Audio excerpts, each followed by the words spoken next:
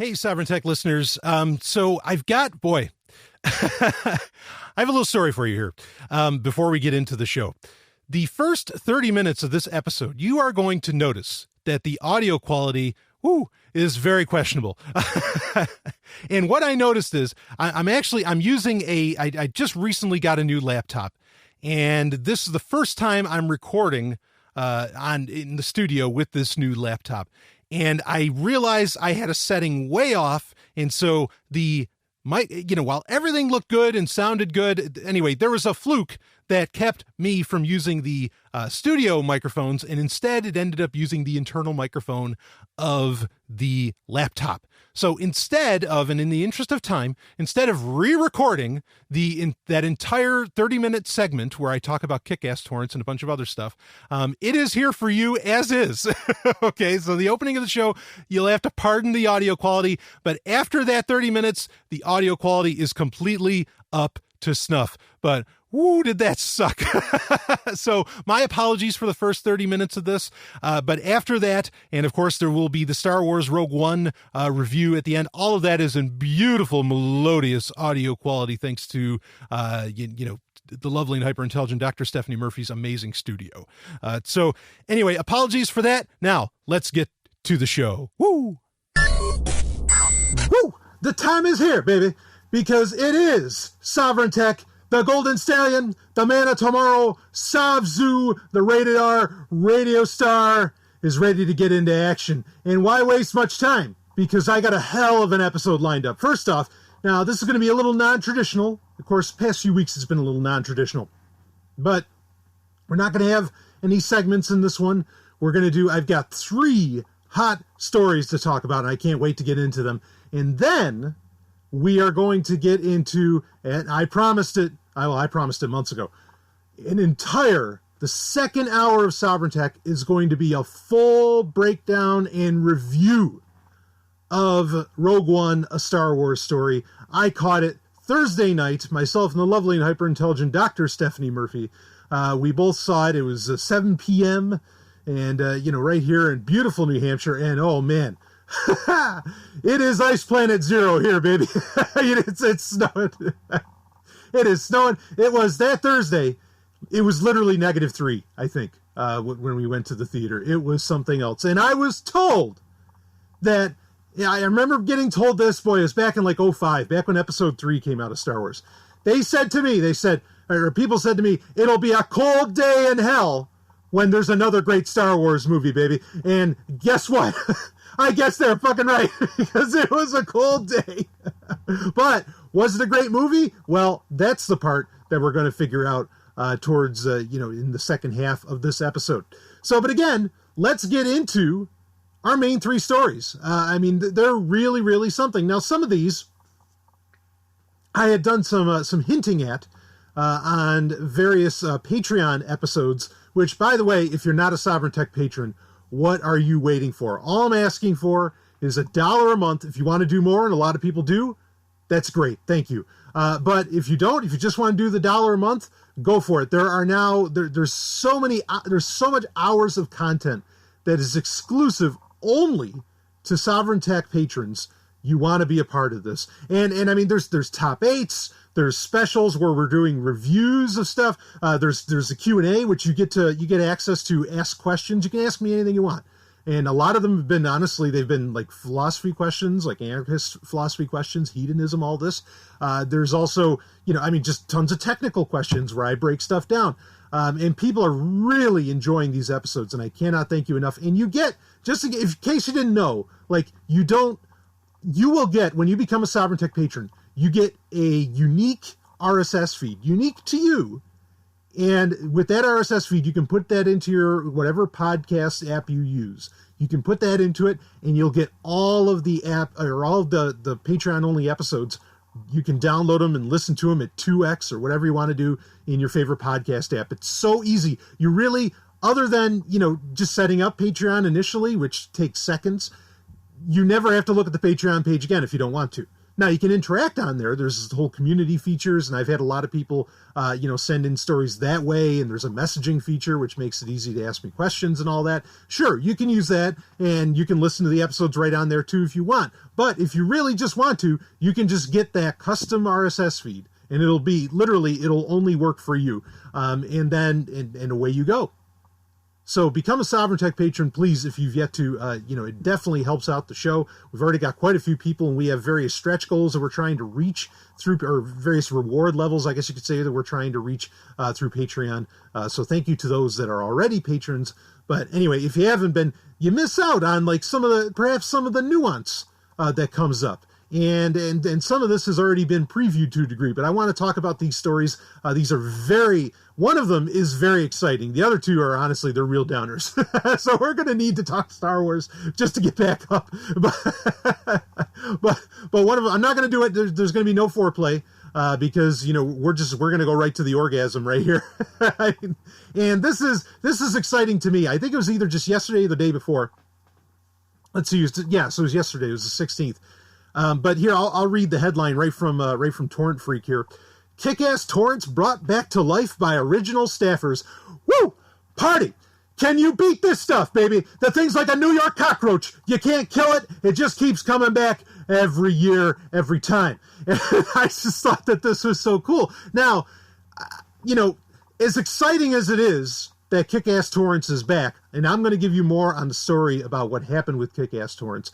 I will say out of the gate that if you remember, because we talked about it, a couple months back, or when it was a few months back now, when it initially happened, Artem Volin, who is the alleged, site runner of KickassTorrents, he is still, now as far as I know, he has not been extradited to the U.S., which is what they're shooting for. He is still being held by Polish authorities. And as far as I understand it, he's actually in the hospital due to back issues, which, let's be clear here. Like, is that some kind of like a scheme to keep him from getting extradited because he has a medical issue and is being held in a medical facility? And understand, he's like watched by cops and security and all that, in this hospital. Is that a possibility? Well, I'm just saying that's a theory that's out there. But regardless, let's talk about the story, and then I want to talk more about Artem Volin, but I just want you to know, that I am aware of that situation.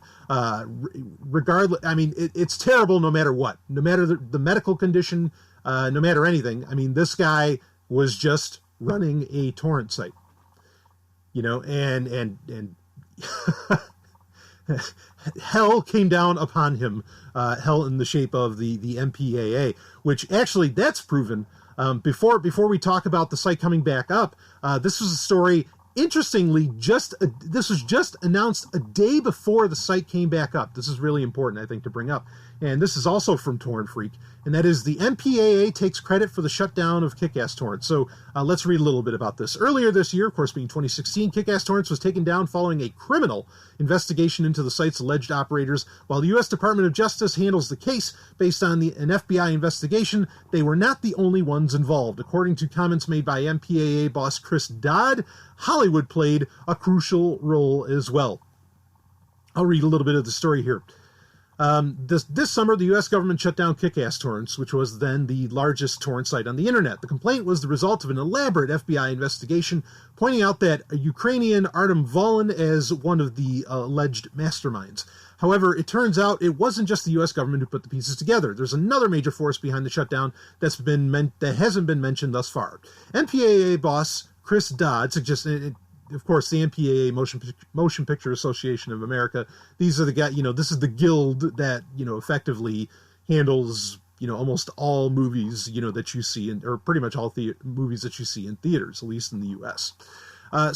Chris Dodd suggests that the Hollywood group also played a key role in the case. Their international arm, the MPA, is headquartered in Europe, from where it actively helped the U.S. authorities to shut down KickassTorrents. Quote, "We have now established a global hub and office in Brussels. It has been tremendously successful in closing down KickassTorrents, the single largest pirate site in the world," end quote. Dodd told Variety in an interview. The major movie studios have helped in similar criminal cases before, so this doesn't come as a complete surprise. Generally speaking, however, the MPAA is not particularly open about the role it plays in federal investigations. Although the takedown of Kick-Ass-Torrents was a major success for Hollywood, piracy remains a problem. It's even come to a point where Dodd himself is using the Hydra terminology, which the Pirate Bay's crew first brought up a decade ago. The MPAA says that successes are still being booked every day, but they require more sophisticated methods than were used in the past. Quote, "We make great inroads, but it is a problem that isn't going away. Some days I do feel it is Hydra-headed, but in the past few years we have developed a more sophisticated and efficient way of dealing with piracy issues." Well, I'll stop reading right there. All links are in the show notes for episode 204, but guess what, Chris Dodd? Woo! You didn't beat him. Kick-Ass-Torrents is back, baby. Woo! What are you going to do now? Now, before we get into about Kick-Ass-Torrents coming back, I just want to say this, like, so many of this shit, it's really so much that happens in the digital world, in the digital realm, much like torrenting and all this, like the arguments used against a lot of these advancements in technology and new ways to, shall we say, share content, or I mean, just for anything. It's not just about torrenting, it goes for all kinds of arguments, okay? It's really old arguments dressed in new clothes. Like the arguments against torrenting, I implore you to look up cases of the MPAA against, guess what? The VCR. Right? I mean, when's the last time you even thought about a VCR? The VCR back in the 80s was, by many quotes of heads of the MPAA, was considered the greatest threat to, and they would lay it out as in, there's going to be crack babies on the streets and VCRs become a thing. There's going to be, it's just going to be madness. There's going to be Nazis everywhere. Well, I guess there's still those. But there's all this madness is going to happen if you unleash the VCR upon the world. And now they just took all those tired arguments, which, understand, the movie industry wasn't hurting because of VCRs, right? I mean, it really, really wasn't. And people were making copies of VCRs right and left. I mean, entire industries built up around the VCR. And again, the movie industry really didn't hurt for it. In fact, the movie industry was having some of its strongest years when VCR technology was really at its height. You think 87, 98, 92. I mean, there's a bunch of years that you can count off that were, just banner years for the movie industry. And it was at the height of technologies that allowed people to record a lot of this stuff. And so to say that torrents is somehow hurting them, we know that's not true. If Hollywood just releases a good movie, people will pay to go see it. So, these arguments and all this shit from Chris Dodd, it's bullshit across the board. Because one is that the movie industry really isn't hurting, and two, they're not beating anybody. Kick-Ass-Torrents came back a day after this story came out. I think that's, there might have been some creative timing on that. I wouldn't be shocked. Okay, but everything's timing. But that's really important to bring up. So you get so sick of these arguments where people act like, these things are somehow new. Yes, there are, I think a lot of, well, it's not really new, because what I was going to say is that really, digital content, just stands in stark contrast and really slaps the face of the idea of intellectual property, showing how ridiculous it is. But let's be clear here. Intellectual property is ridiculous with or without digital content. Like that whole concept, that whole notion is pure madness and has been regularly disregarded by entire governments whenever they see fit. You think of, during World War I or even pre-World War I, Britain and America. Britain just completely disregarded IP law from America. They didn't care. They copied everything they could. Then there's plenty of other cases where that's true too. So I get tired of these old arguments in new clothes. Same thing with like simulation theory, right? The idea that you live in a computer simulation, or that we all live in a computer simulation, and it's so ridiculous. This is just, it's an old theological argument. It's like trying to prove God, and they're just putting it into new clothes. It's nonsense. Like, as soon as you dissect the argument, you realize what it is. It is just a bunch of people, really on another spiritual quest. When, look, folks, there's no spirituality, there's no supernaturality, there's no God. Okay, be it a computer or otherwise. So anyway, I get tired of these old arguments, but that's not what I'm here to talk about. I'm here to talk about how the fact that, guess what? Look who's back, baby, Kick-Ass-Torrents. And admittedly, right now, as it stands, as far as I've seen, it is very difficult to get to the site, and it is probably under attack. It's under a DDoS attack at the moment. In fact, I think that's a fact. I just got a message from a Sovereign Tech listener, great guy, that it appears that Kick-Ass-Torrents is under DDoS right now. Now, who do you imagine that DDoS is from? Could it be from this new global effort by the MPAA itself? Ooh. Yeah, probably. I mean, it's not like, why would Anonymous want to take down Kick-Ass-Torrents? I mean, come on. Unless someone's going to make some kind of argument that, oh, it's back and it's a honeypot, blah, blah, blah, which it's not, because as the story said that we're about to read here, it's actually being run by the original staffers who, well, let's read the story and then we'll talk more about it. A few months ago, a criminal investigation by the U.S. government brought down Kick-Ass-Torrents' largest torrent site at the time. As a result, millions of people were left without their favorite torrent site. This included a very active community of admins, moderators, and forum members. Shortly after the shutdown, several CAT crew members, CAT being Kick-Ass-Torrents, regrouped in an effort to get the community part of the site back up. That's what I was just about to share with you. They launched and this is the URL, tcrn.ch. So tcrn.ch forum as their new home and hinted that torrents could come back to in the future. So I'm going to stallion breaking in here for a second. So yeah, very quickly, there were a lot of mirrors of Kick-Ass-Torrents for one, and those worked. I mean, they started getting taken down, pretty quickly as well. But at tcrn.ch, there was like a community forum and all that stuff, kind of put together, and it was put together by people trusted in the community. Like people that you could pretty much verify were original staffers for Kick-Ass-Torrents, for the original cat.cr, right? So catcr.co, has been a site that's been around for a while. It's not one that just came up. And now suddenly it's getting attacked once it reactivates torrent features. I mean, if it was anybody other than the MPAA, shut it off before it even restarted. Like it really doesn't make sense. So I'm inclined to believe that's who's engaged in this. But anyway, let's read on some here. Today is the big day as catcr.co or catcr has now launched a fully operational torrent site, which it's like talking about the Death Star. This is fully operational battle station, which looks identical to its predecessor. The site starts with a clean user database, but many members of the original staff are on board. The majority of our original staff, admins, and moderation team joined us after cat.cr went down, which is something we're very proud of. This shows the loyalty, dedication, and real love for Cat that we all, Kick-Ass-Torrents, of course, that we all share. End quote. At the original CAT, site administrators and crew were clearly separated from those who technically and financially ran the place. This means that the people in charge of CatCR didn't have access to the original code and data. Still, they managed to put together bits and pieces to make it look identical, so former CAT users should feel right at home.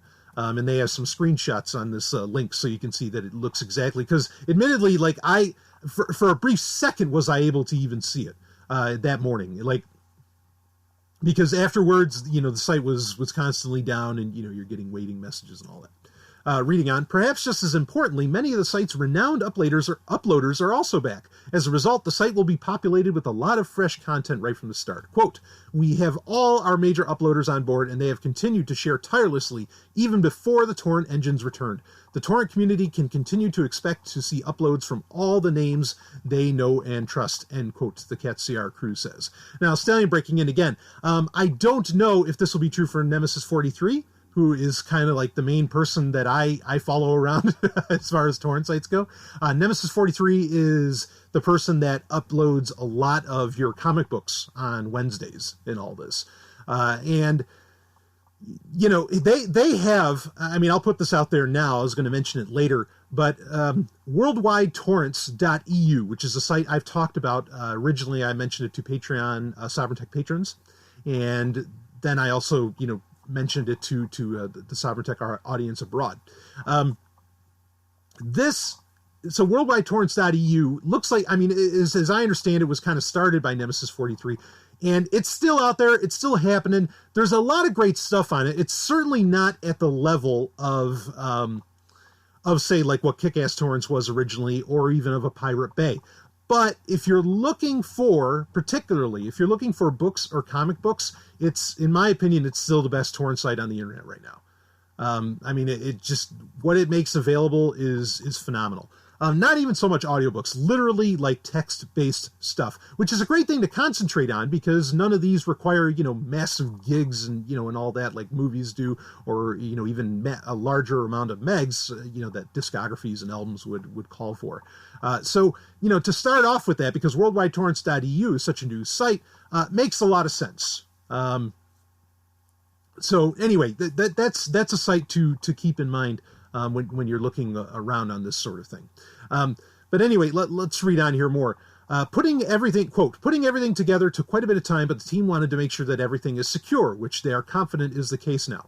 In order to keep our members safe, we chose to rebuild and keep only safe elements. Despite the fact that a rebuild took longer, the safety of our community comes first, end quote, the KatCR crew told us. Stallion breaking in, right fucking on. Yes, get this shit right instead of having a bunch of fancy features. Reading on, while some might see it as a bold move to relaunch a site whose alleged operators are still wanted by the U.S. government, that's the aforementioned Artem Volin we mentioned, the current staff sees no major legal issues ahead. They point out that the site has a proper DMCA takedown procedure, just like YouTube, adding that they don't store any copyrighted material on the site servers. Quote, Cat is a community-based forum and a torrent search engine. It's the heart of who we are, and that will never change. Despite opinions to the contrary, torrents are not illegal, and we do not host any content. So long as KickassTorrents continues to operate to the absolute letter of the law, then we are almost certainly not conducting criminal activities, end quote, they note. In a similar vein, the KatCR crew believes that the original operators of the site will walk free. Stanley breaking in, that's good fucking news. Reading on, quote, we strongly believe the investigation carried out by Homeland Security and the IRS is unlawful in basis, targeting a foreign citizen and prosecuting them under U.S. law. We have every confidence in the outcome of the pending legal action, end quote, they say.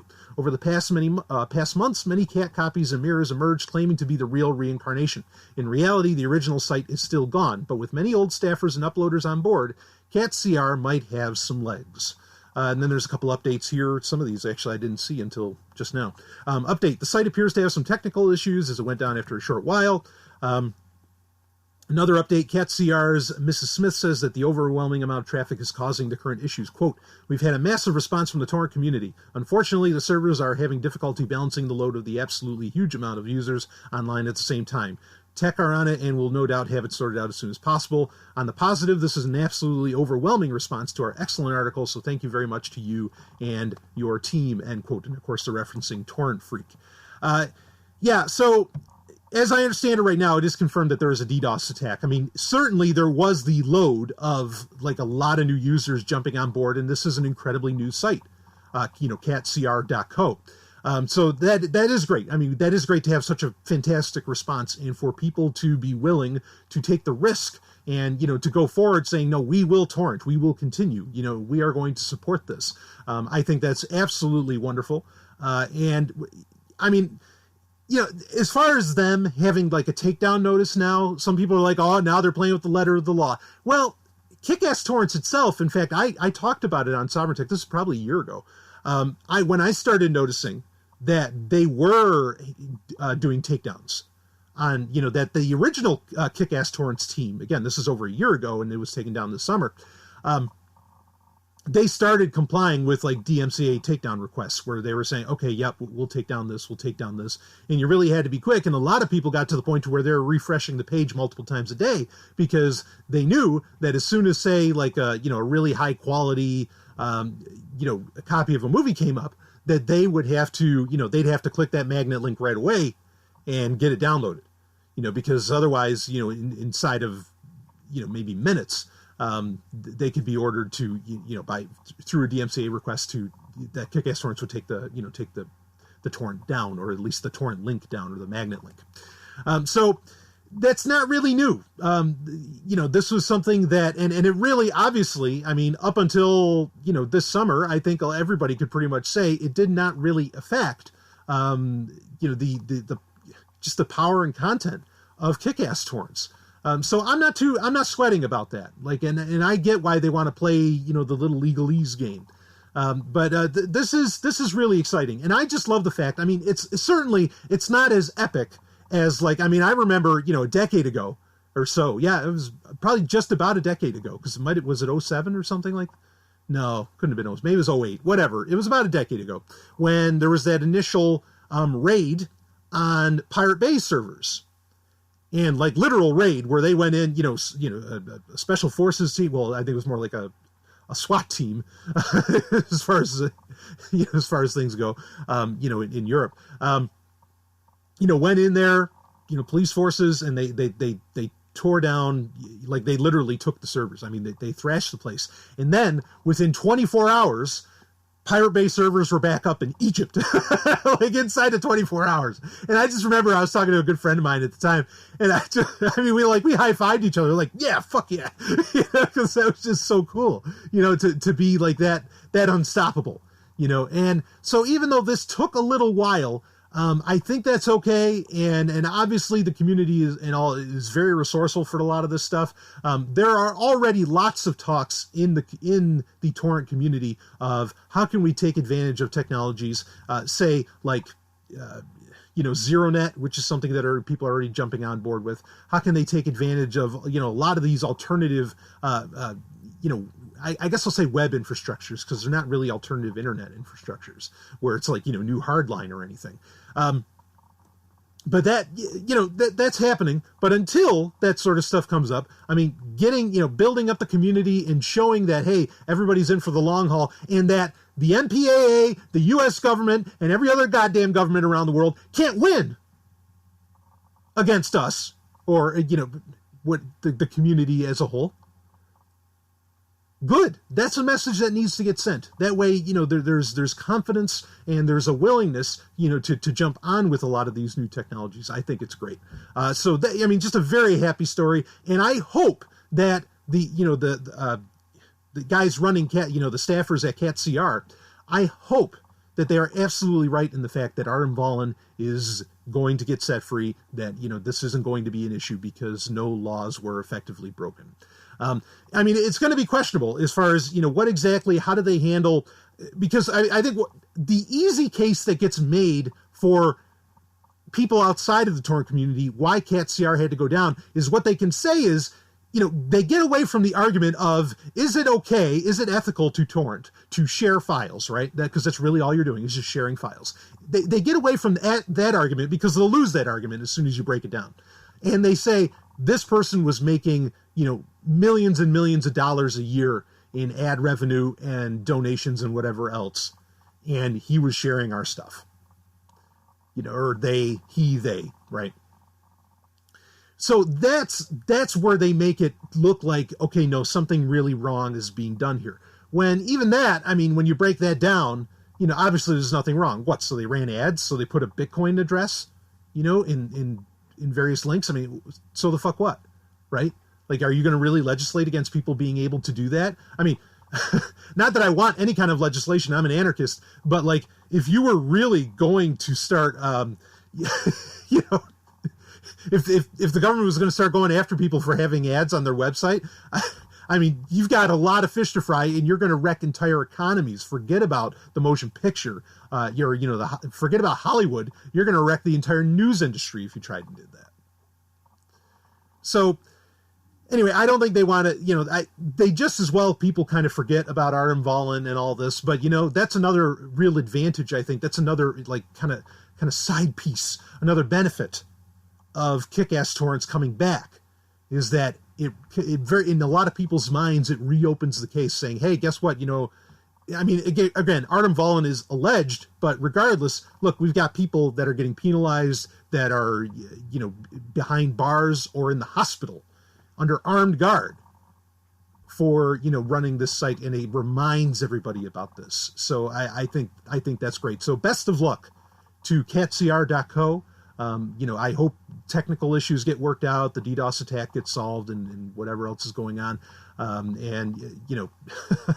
Gospel, as they say, around the world. But so just very exciting. I love it. I love these stories where, it's so plain that the government just cannot handle this. And all these, even authoritarians like the MPAA, shit, God damn it, we've been foiled again. It's so cool. Anytime I get to talk about that kind of stuff on Sovryn Tech, very exciting. So anyway, let's move on to another story that's really not so exciting, but nonetheless, I think very important. And that's why, as you heard at the very beginning of this episode, you do not do a podcast on a laptop microphone. Oh, great Satan. My apologies. But there was just a lot of important content in there. Didn't want to have to, really didn't think doing another take would have helped. So let's get into the second story for this week. That happens. Shit. I can only think that this kind of issue has ever occurred. Before I get into the story. With Sovryn Tech, it's only occurred maybe 2-3 times out of 4 years, out of almost, actually all told, like 300 episodes. Not bad. Even though this is episode 204, really with all the specials and Patreon stuff I've done, it adds up to I think it's over 300 now. But well, there you have it. Anyway, all right, let us really get into another one of our stories this week, and then we've got one more we're going to get into, and then, it's on for some Star Wars Rogue One. And I know all you sweaties out there have been asking, have been dying. In fact, I've been saying, don't worry, I'm going to cover it. I saw the movie, I'm going to cover it. And actually, it's going to be a very unique one because I also listened to the audiobook, days before it was supposed to come out. The audiobook wasn't supposed to be out till the 20th. Yeah, who's got you covered, baby? So no one else is going to talk about what I talked about, guaranteed. So you're going to want to stick around for that Rogue One review. Spoiler filled, too, by the way. So, you'll want to stop at the music. But actually, no, you know what? Before I get into our next story, I do want to take a moment to thank one of our sponsors, of course, that being AgoristhHosting.com, AGORIST hosting.com. If you're an activist, if you're a business, small business, individual, organization, whatever, whoever you are, frankly, whoever you are, if you want a web hosting, if you want to work with a web host that actually gives a shit about you, okay, and understands, the need for privacy, the need for security, the need for, hey, maybe there's some groups out there that don't have your best interest at heart, even though they claim otherwise. I want you to go to AgoristhHosting.com. They are your best friends on the internet. Believe me. Okay. They have great pricing. They really do. For the amount of customer service they give you, it's great pricing, okay? And they're going to give you that personal touch that you lose when you're dealing with some of these other companies that, some of perhaps the larger ones that, are maybe a little more automated. And this is a case where that is not a good thing. So you want to be dealing with AgoristhHosting.com.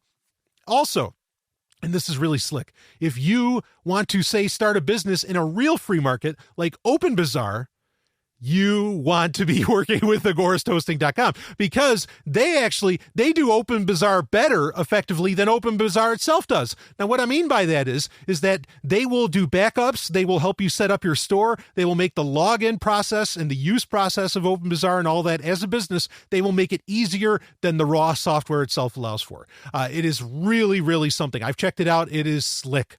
You want to be on board with this. It's amazing what they offer. And of course, the beautiful thing is that they are absolutely a Bitcoin preferred business. Okay. And they there's no, and when I say Bitcoin preferred, they're not dealing with, third parties to help out with their payment gateway or anything. They are, and I know the guys over at Agorist Hosting, they have built Bitcoin into their business structure from the ground up, from their infrastructure to their business structure. It's all there.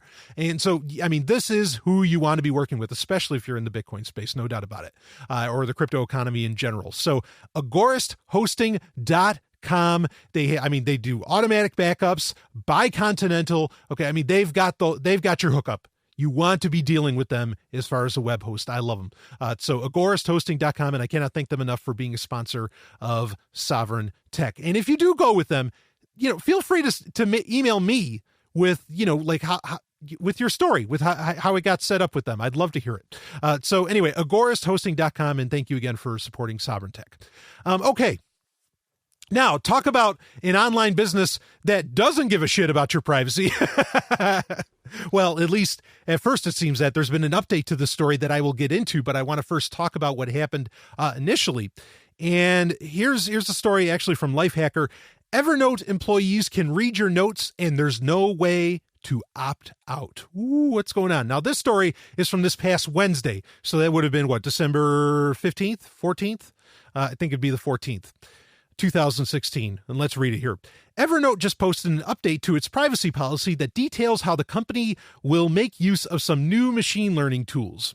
In order for those tools to work, Evernote will need to allow a human review of your notes. And that's not the only reason an employee would look at your notes. In a recent update to its privacy policy set to go into effect on January 23rd, 2017, Evernote lays out how their machine learning technology will work, which most notably includes the fact that human review quote, human review is simply unavoidable, end quote. The machine learning analyzes your notes, then provides a number of features, including improved search, learning how you use Evernote, then showing you data specific to how you use it, and even detecting if you're doing something like making a list, then suggesting different features. In order to make sure their technology is operating as it's supposed to, employees will need to look at the content of some notes. This does not mean all Evernote employees will have access to this data, but it does mean some will. Evernote allows you to opt out of machine learning technologies next to, quote, allow Evernote to use my data to improve my experience, end quote. But Twitter user Adrian Busk highlights the fact that opting out doesn't exactly get you anywhere in regards to the other reasons employees might look at your notes. Now, I want to stop there for a second. Stallion breaking in. So every time that not every time, a lot of times when you get that little checkbox, like say when you first install something, or if you're looking through perhaps the settings on an app or something like that, and it says, allow such and such app to use my data to improve my experience, often enough, that is whatever the app or software is or service asking you, can we put an algorithm, machine learning, or even employees looking at, can we set that up to look at your data? That's what that means. Okay. Now, usually, initially when that sort of thing was asked for, it was just like, it was more or less asking, can we just send telemetry, like say crash data and some other things, which is now a separate checkbox. But that used to be, could we send this telemetry to the business, that way we know what happened, or, we can get an idea on how you're using something, or when something fails, like what is your, what is the makeup of your computer, make, model, all that good stuff. But now it's something far more. Now, as you can see with Evernote, it's all about, hey, can we scan every little single goddamn thing you do? And could we potentially have our employees look at it? Right. So let's see. What did Adrian Busk say on Twitter here? We have it. It says, while this is a direct quote from the privacy policy that was going to be going in effect in January. Again, there is an update to this that we're going to get to that's important. While we think machine learning is a great tool that will help you get the most out of your Evernote experience, we understand, that being Evernote, that not everyone feels the same way. If you would prefer to opt out of machine learning technologies on your content, including some which require some human review for oversight purposes, you can do so in your account settings where it says, quote, allow Evernote to use my data to improve my experience, end quote. If you do opt out, however, you may not be able to get the most out of your Evernote experience. And please note that, and here's the important part, you cannot opt out of employees looking at your content. Right in the privacy policy. For other reasons stated in our privacy policy under this section, quote, does Evernote share my personal information or content, question mark, end quote. So there it is. You cannot opt out of employees looking at your content. Reading on. According to the privacy policy, Evernote employees can look at the content of your notes. And here's the list. If they believe you're violating a TOS, terms of service, for troubleshooting purposes, or to, quote, maintain and improve the service, end quote, if they deem it necessary to protect the rights, property, or personal safety of Evernote and its users, to comply with legal obligations like warrants, court orders, subpoenas, or other government requests. Now, of course, Stallion breaking in, that last one no shock, right? That they'll look at it if they have to comply with a warrant of some kind. Of course, I don't think anybody's surprised by that. But let's read on here.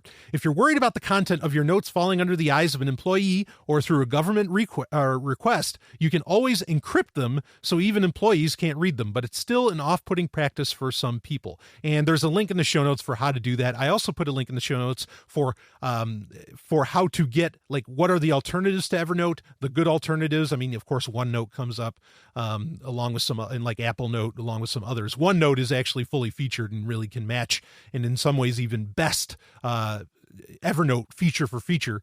But you know, there's alternatives and how you can like actually transfer it all, say, to an alternative and all that. So I put that in there for you because we believe in solutions on Sovryn Tech. But reading on, thankfully, it's pretty easy to pick up and leave Evernote if you're not a fan of the new privacy policy. That policy is worth a closer look if you're an Evernote user. So make sure you read it and decide how you feel about it. And anyway, so what happened was, interestingly, there have been two major updates that have come out of this. First off, there was this update, which was within like the same day, within the same 24 hours.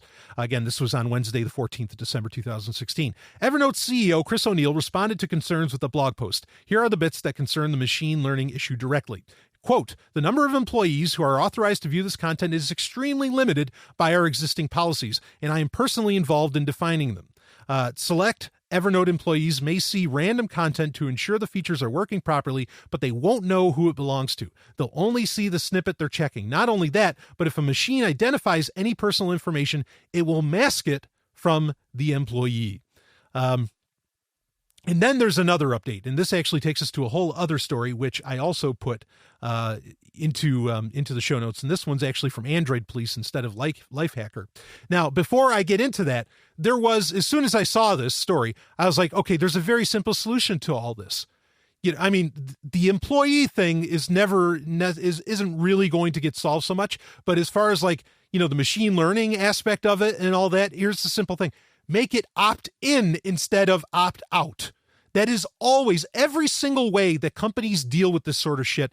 It should, you know, anytime a new feature comes out, it really should be, I mean, you can bring up a little notification bubble or something, okay, that says, hey, would you like to set up this? But, you know, really it should be opt out or opt in at all times. That means it should, by default, it should be opt out. By default, the checkbox should be unchecked. It's a very simple solution to all this, and every fucking business with every fucking feature, you know, should have that set up that way. Unless it's a security feature, say like with a messaging software where it has like it's using XLOTL or the Signal protocol, then that should be automatically on, because that is about how can we make things more secure, more secret. Yes, then you want to turn that on. Okay. But otherwise, anytime you get like new features like this, or, you know, you're adding in machine learning, or for fuck's sake, employees of the company are taking a look at it. Yeah, you should have to check a box to say whether or not you want that. Like it should not be turned on automatically, because that's revealing user data instead of protecting it. And don't tell me in the long run that it's about protecting it. That's bullshit. That's the part, the part about the long run of making sure that everything's operating. That's the part that you can't even opt in or opt out of. That's the part that the CEO was talking about, where he said that, look, you know, these are the things that employees will always be looking at, even though they don't know who the employee is. Well, hopefully that's true. That's great if it's somehow anonymous. I understand that. Okay, even that could be problematic, but because, I mean, you know, putting pictures and whatever else into Evernote. But yeah, that's the part that's about security. The other part about machine learning, I mean, that's ridiculous, you know. So anyway, let's follow up the story here, and then there's certainly more to say. Evernote, here it is from Android Police. Evernote backtracks on new privacy policy, makes machine learning opt-in. Oh, look, they implemented the right feature, they implemented it correctly. Read a little bit here. In a not so shocking turn of events, and this was like, let's see, when was this story posted? This was December 15th. So this is just a day later, like later that night, or, you know, a day later at nighttime. In a not so shocking turn of events, Evernote has reversed its privacy policy stance that I wrote about earlier. The company is not going to implement it and will instead make machine learning and human review opt in, the way it should have been from the get-go. The CEO, Chris O'Neill, attempted to offer some clarification earlier that day, which I found to be weak and ineffective. Evernote's policy stated that employees would be able to read user content, which the CEO then clarified to mean snippets. Well, that whole thing about specially trained engineers reviewing the accuracy of the algorithms with your notes is getting scrapped, sort of. This new policy will be opt-in instead of the non-negotiable it was before. This is what should have been done in the first place, Evernote, which, Stallion breaking in, exactly what I said. Reading on, O'Neill flat admitted that his company messed up big time with this one. Not to beat a dead horse here, but Evernote really did not think this through too well. His words were in the blog post, fit the situation perfectly. Quote, this is directly from the CEO, from Chris O'Neill. We announced a change to our privacy policy that made it seem like we didn't care about the privacy of our customers or their notes. This was not our intent, and our customers let us know that we messed up in no uncertain terms. We heard them, and we're taking immediate action to fix it. We are excited about what we can offer Evernote customers thanks to the use of machine learning, but here's the big part, but we must ask for permission, not assume we have it. We're sorry we disappointed our customers, and we are reviewing our entire privacy policy because of this. So we'll see what happens out of that. But right on. But we must ask, quote, but we must ask for permission, not assume we have it. How about that? A little consumer facing for once, because people open their goddamn mouths and say, whoa, Evernote, what the hell are you doing with my data? Good. Right on. But let's read a little bit more here. I like this statement much more than the one he posted earlier today, which we had just read. This one shows that he is taking responsibility and is trying to put everyone at ease. While I know some users made an exodus from the service, perhaps this might convince some to come back. The company has once again reiterated its dedication to its users' security. It is committed to 1. Evernote employees do not and will not read your notes without your express permission. 2. Evernote complies with the law in ways that keep the privacy of our customer data paramount. And 3. Our, quote, 3 laws of data protection, end quote, remain intact. Your data is yours, it is protected, and it is portable. So that's it. We have seen Evernote make a stupid mistake, try to dismiss it, then do a total 180. Be sure to check out the blog post or updated help page for more information if you're so inclined. Now, a couple points I want to bring up about this, okay, before we get into another story. First is that, yes, it is refreshing to see that you really can, the market can speak. You can make a big enough stink to where the company's going to be like, holy shit, we're going to lose people. Probably what happened, and Evernote's already in enough financial trouble. Probably what happened is that they started seeing the mass exodus. And they're like, well, it doesn't matter what a few people are saying on Twitter, because you can't trust what people are saying on Twitter really anyway. Okay, it doesn't matter what they're saying there. What we are seeing the numbers that people are leaving in droves. People are downloading their data and they are running away, and they are doing so fast. Woo! And so they change things. Now, here's the thing, is that they're reviewing it. They said that they're aware that this is a problem and that they want to stand up for all of this. So we don't know exactly what the privacy policy is going to end up looking like. I still wouldn't blame you, and again, I put a link in the show notes for how to do this. I still wouldn't blame you for wanting to get all of your shit off of Evernote right now. Or doing the encryption trick, which there's a link in the show notes for that as well, is how to encrypt your data that you put onto Evernote. It's a little bit of a task, granted.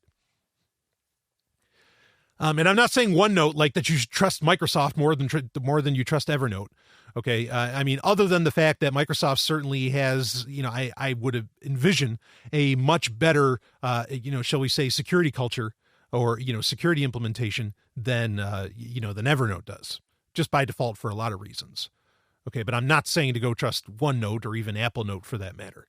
Okay. But I would think both of them are just in a lot of ways, maybe a little more. Well, I wouldn't say trust isn't the right word, but you could perhaps rely a little more on them. Trust is not the word I would use. So anyway, again, very refreshing that the market can speak and that Evernote's like, holy crap. Now, of course, if you think that regardless of what they say in a certain privacy policy or whatever else, if you think that this still isn't going to go on, I have a bridge to sell you on Mars. I'm not going to say in China. Or is it land to sell you in China? However that old phrase goes. because, I mean, of course they're still going to. And this does, I mean, the second, thing that was listed off by the CEO was that, we work within the confines of the law. Okay, well, it's a U.S.-based business. And so, as we know, due to the work of Casper Bowden, the late, great Casper Bowden, that any company based in the U.S., effectively has to, at any given moment, hand over any and all data on the company's servers, to law enforcement, to the government. So, this doesn't really solve anything, at the end of the day, as far as like that aspect goes. But I mean, I agree, like this is a whole other level of surveillance concerns, to not just surveillance, but like privacy concerns, to where, lots of people set up all kinds of things on Evernote. I mean, and, like really, here, consider this, okay? Not that I believe in IP. I hope I made that clear earlier, okay? Intellectual property. But you could be, say, writing a script or making this great novel or story or something, and some Evernote employee, ooh, look at this. And they, and they could, quote unquote, take your idea. I use that term loosely, or that phrase loosely, and they could go make the movie. Maybe they know somebody on the inside that they could work with or something. Now, this is interesting because, and I think this sort of thing actually happens. Google Docs years ago, and this we are talking, almost 10 years ago. I guess maybe 5-6 years ago. Google Docs, laid out in their privacy policy that you cannot, if you use our services, any breach of your data that's on our services, you cannot sue Google for that. And they also said that we may use some of your, content that you put, onto our services like Google Docs or whatever else, for certain purposes within Google. And people properly freaked out back then, but Google didn't back down. And I think at the time, if Google made that change post NSA, I think, or, post Snowden, what a crazy term, then I think it would have been a very different reaction. But at the time, you would just get written off as a conspiracy theorist if you thought that Google was going to take a look at all your shit or perhaps use it for, something else. I mean, kind of very similar, even though, yes, I know Evernote isn't going to use your content like Instagram was saying they would, we're going to use your pictures for our advertisements or something.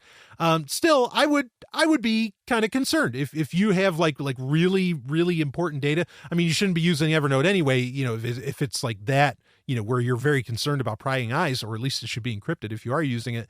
But yeah, I mean, I'm glad people made a stink. I'm glad people still seem to give a shit about the privacy. That's wonderful. Now, the second point that I want to bring up about this, and then I want to get into another quick story, and then we're going to get into Rogue One, baby. But the second point that I want to make is that I saw recently in some stories talking, blog posts and write-ups and, whatever editorials, whatever they add up to, talking about this concept of data minimization.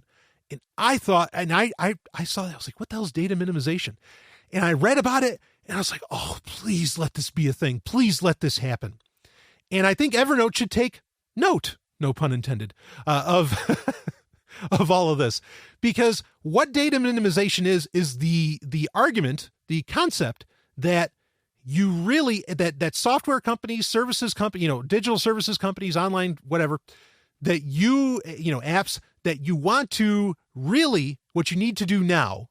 And this is like in TechCrunch and a bunch of other sites, news sites and whatever else, and people that have the pulse of the culture of Silicon Valley, that you want to collect as little data as needed from your users and customers and consumers. Why?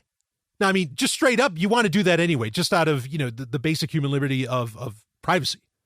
Okay. But outside of that, outside of respecting that, if a company needs to do it and you say, yes, you can use my stuff. Okay. Of course, that's fine. I'm not saying that, but outside of that, the reason being is that within, and this is such a huge subject really that I might break down further on in the future, is that within the legal framework that all of humanity lives under pretty much right now, that the data you collect about a user of your app or whatever can be, anything that happens to that data, you could potentially, you could be taken to a court, could be taken to court, you could get sued, whatever else, you could have class action done against you because of your mismanagement of that data. So for all of these little startups and all these other people, you don't want to collect all of this data because it could be, if there's a leak, if there's a breach, or if somehow a user finds out that because of your collection of that data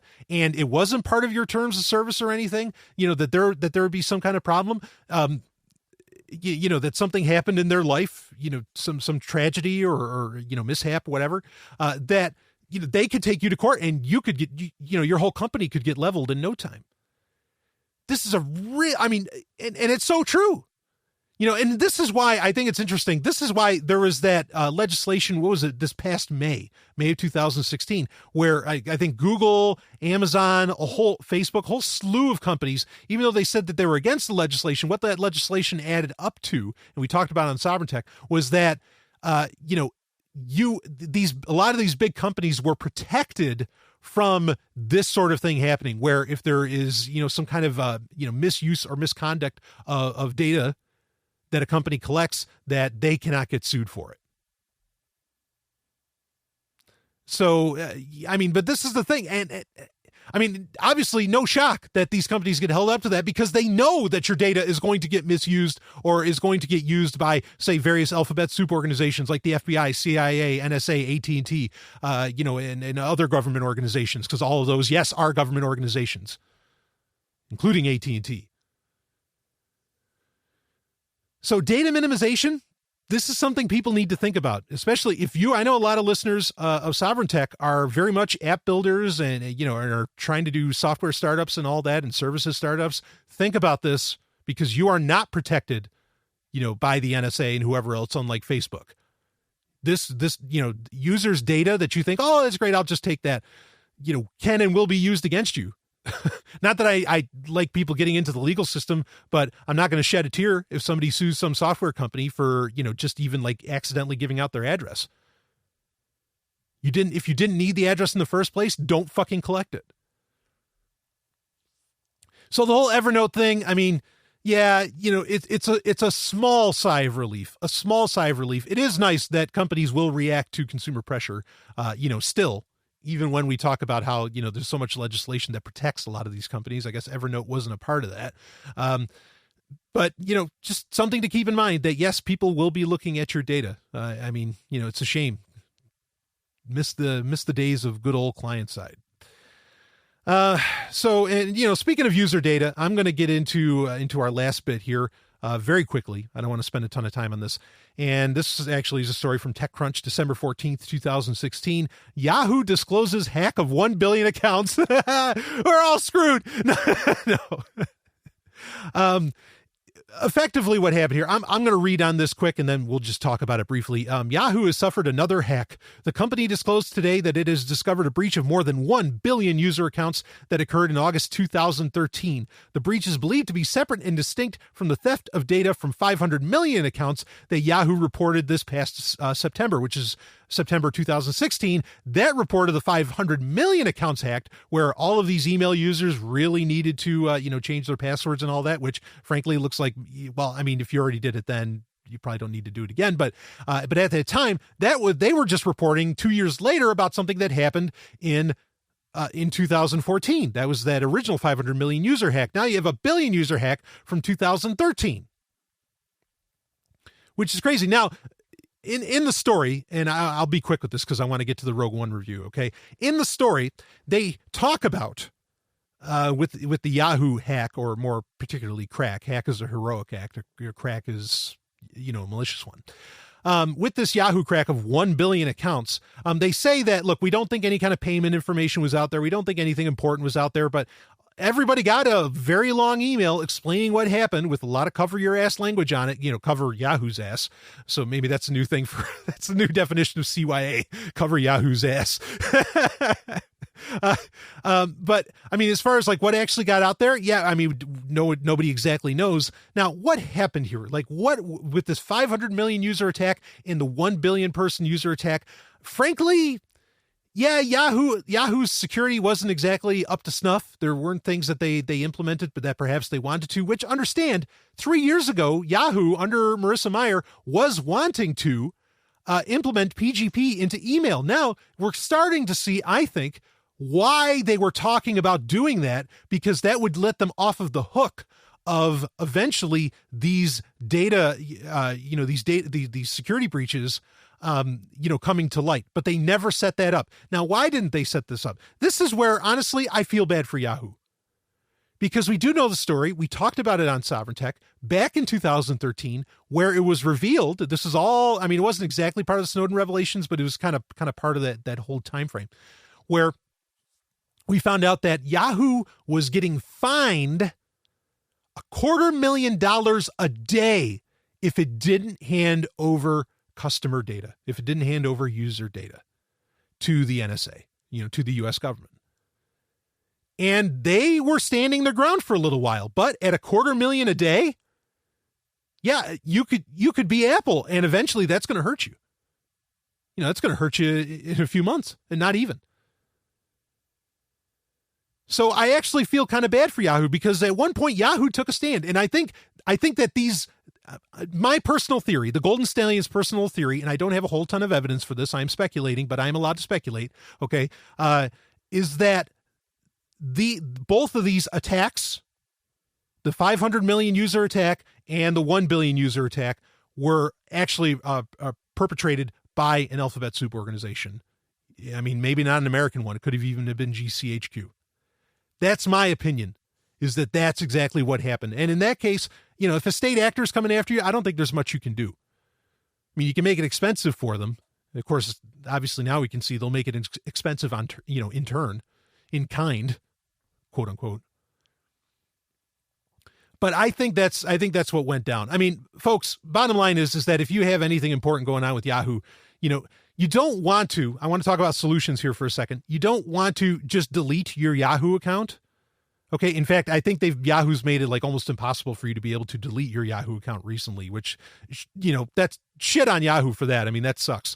Okay. But what you really want to do is just have nothing important go to it, but you want to, when you find out about these breaches, go change your passwords, make sure everything's locked down, because what can happen is that even though you think you have nothing important going to your Yahoo account, what'll occur is that if somebody cracks into your Yahoo account and say gets access to your Yahoo email address, they can use that to somehow prove, or attempt to prove that they are you, and then get access to other accounts of yours that have nothing to do with Yahoo. So you don't really, you want to take these seriously, even if you say to yourself, oh shit, I haven't used my Yahoo account in 4 years, so I don't care.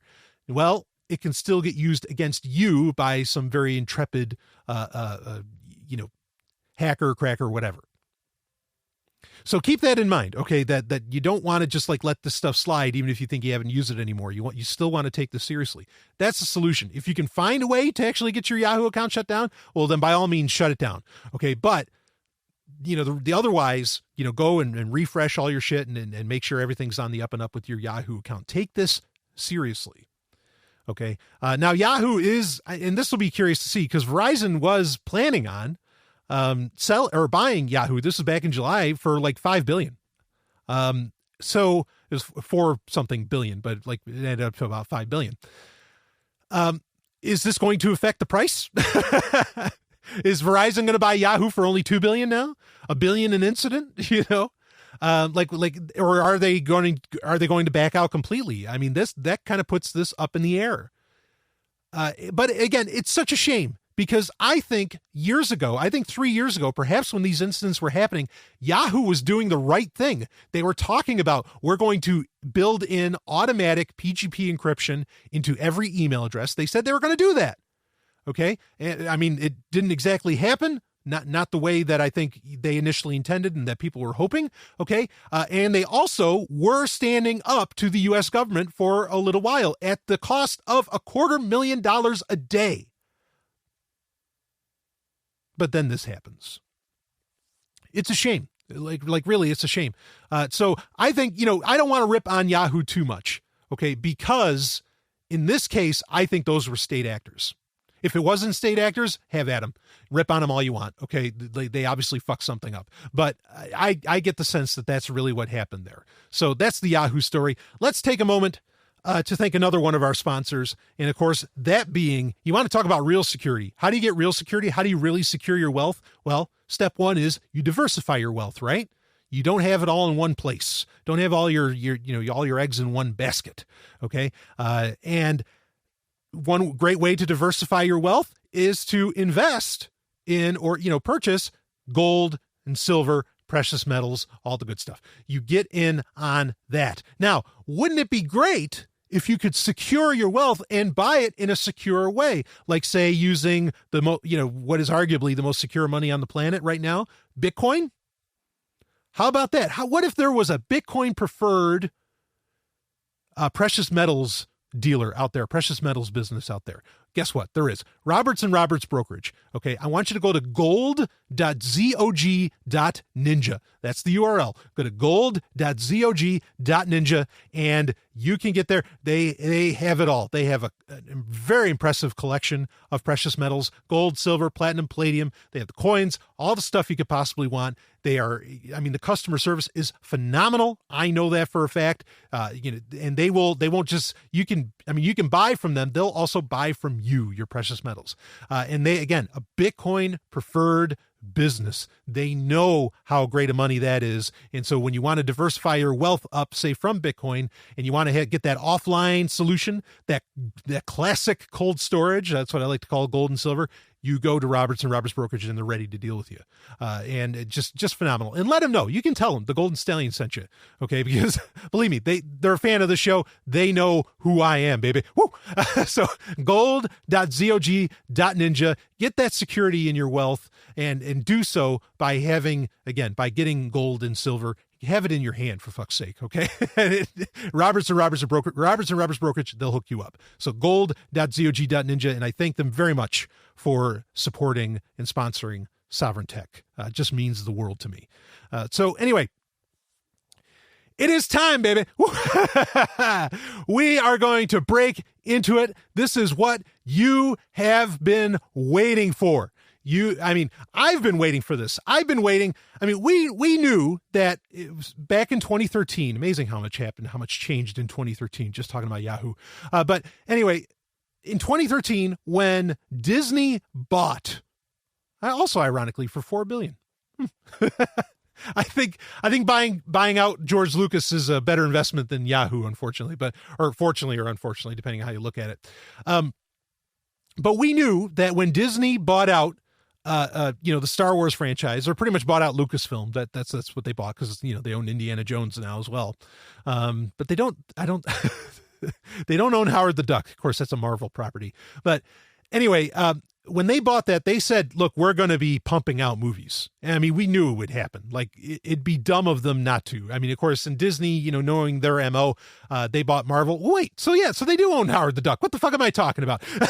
Holy shit! They could make another Howard the Duck movie, and they could use Lucasfilm to build it, just like George Lucas did back in the 80s. Right. So Disney owns Marvel, and the Marvel movies, they just keep cranking these things out to the point to where it really is oversaturation. Most people are sick of comic book movies, even though Doctor Strange had just enough uniqueness to it to make it worth a watch. I think really otherwise, the comic book movie is really tired, or at least the comic book movie from Marvel is very tired. I'm very interested to see what Valiant has going on with their a web series on YouTube, like for Ninjak, one of my favorite comic book series of all time. And DC, of course, I think has very interesting things. Wonder Woman is going to be a phenomenal movie. I can feel it. So, but people are sick of Marvel. And this might be a part of the conversation we have here around Star Wars. Because, we knew that they were going to be releasing, they said, we're going to release a movie a year from here into seemingly perpetuity. Starting off with episode 7 of The Force Awakens, which came out last year. And now, just a couple days ago on December 16th, even though I saw it on the 15th, which isn't uncommon for big movies where usually you can catch a midnight showing. Now they're pretty much allowing theaters to do a 7 p.m. showing. It came out and it's Star Wars, it's Rogue One, a Star Wars story. I'll admit that title does not roll off the tongue, and I certainly would have went with something else. I mean, Rogue One's a fine title. Just saying Rogue One, a Star Wars story, I would have just called it Star Wars Rogue One and left the episode out of it. Like, and so here's the thing with this. So we knew that these movies would come out, be coming out, every year. And of course we have episode 8 coming out next year. It's around the same time. And then following that, we have the Han Solo movie, coming out, which is a prequel, a Han Solo prequel. And of course they won't use the term prequels. I'm going to lay this out. I guess I should just say this right out of the gate. Okay. Is what did I actually think of the movie itself? Well, I'll just call it as I saw it. I thought it was great. Like, I genuinely thought it was a great fucking Star Wars movie. Now, that said, there's so much nuance here, but we've got time to go over it. That said, I wouldn't say it's a great movie. And because there's problems, like, I think you could look at, say, The Empire Strikes Back, and maybe you couldn't do this. I think, and people talk a lot about this. They talk about the machete order, like what order do you watch the Star Wars movies now if someone's never seen them before and all this, right? And the machete order is you watch 4, 5, 2, 3, and then 6, and you never watch 1. You never watch Phantom Menace. Okay. I think you could get away with just watching 5 and 6 and be like, holy shit, that was amazing. And the reason I kind of say that is I do know like that you could watch, I think you could watch like Star Trek 2 and Star Trek 3 and never see Star Trek 1 or never even see the television show. And yet you're still like, wow, this is amazing. What the hell am I seeing here? And so I think episode 5 and 6 can, you can really do that with Empire and Return of the Jedi. You can definitely just watch those and not have seen any other Star Wars. And you kind of, you can get it. And like, you're like, you can watch it and say, holy shit, that was awesome. And you get enough story to really understand sort of what's going on, partly because also you have, the opening crawl that helps you out, with explaining the story, right? Rogue One, you cannot just watch this movie on its own. It's so funny because like, oh, this is a standalone movie. Now I know they didn't really mean that as like, you could just go see this and, wow, ooh, ah, this is really impressive. This is a movie that you have to see all of the other movies to understand. And there's a lot of confusion around this film. And I want to talk about that because I mean, this gets into a lot and we will break down into, more about the movie, but I think there's a lot to say, about its overall release and place, in the abstract. So one of the things, in fact, there was an argument, about whether or not there was going to be an opening crawl. And again, spoiler alerts, folks. I mean, that's the last time I'm going to say it. There's going to be tons of spoilers here. So if you haven't seen the movie yet, go catch it. There was argument whether or not there would be an opening crawl which is a Star Wars staple. Everything kind of does the opening crawl, almost everything, or something like it anyway. Like even Clone Wars, did something like it. This movie had no opening crawl. And what is such a pity is that this is the singular movie that fucking needed it. Like it needed it so bad because what was a major concern around this film was that people wouldn't know. You had this catch-22, okay, that I think was going on at the offices at Disney/Lucasfilm. People didn't know, okay, is this a sequel to episode 7? So like, where's Finn and Rey? Like where is everybody? Where's Luke Skywalker and all this shit, right? So that is the argument as to why they didn't call it Star Wars Rogue One. That's why they called it Rogue One, a Star Wars story. That way you didn't get confused into thinking that this was the sequel to last year's episode 7. Okay. That's problematic in and of itself. Now, maybe that's also the reason why they didn't do an opening crawl, because they're like, well, if they see an opening crawl, they're going to think it's a sequel to last year's, which wrong thinking. The opening crawl would have been the thing that would have made it very clear that you are seeing a prequel to the original trilogy and not a sequel to episode 7. That would have made that abundantly clear. Problem comes in though, is that also you couldn't just go out there. Like the easy way to market this thing would be to say it's a prequel. It takes place before A New Hope. But I think also at the offices of Disney and Lucasfilm, they didn't want to say that because the prequels have such a stigma around them. Where people, for whatever reasons, hate those movies. And I don't get it, but okay. I mean, I love them. I love all three. And whatever, I mean, I guess I understand some of the arguments against it, right? I mean, there are problems with those films, just like there's problems with this one. All right. But I think that they're just fine and dandy movies. Okay. But because of that, you didn't want to say that this is a prequel because, you want to stay away from that term because that term has bad connotations. So Disney was really screwed in releasing this, I think, because, and I've heard from people who were, and I didn't think that this would be a problem. I kind of figured, I was like, no, people will be smart enough. They'll see Darth Vader in the trailers. And I, not to infer that they're dumb if they don't. I'm just saying that, they would see in the trailers that Darth Vader's there. Okay. So they know that this is something to do with the original trilogy because Darth Vader's back. That's the only explanation. And they know it's not the prequel trilogy because Darth Vader's here. But no, people were still very confused as to, what is going on, when does this movie take place? Where is Finn and Rey? Where, I mean, like people, and I understand. And what didn't help with any of that was the fact that, and this is going to be kind of the initial, I mean, there's so many great things to say about this movie, and I'm going to get into those, believe me. But, let's start at the start here, is that this movie does a terrible job of explaining what's going on. In fact, it pretty much doesn't explain really what's happening. I mean, it just doesn't.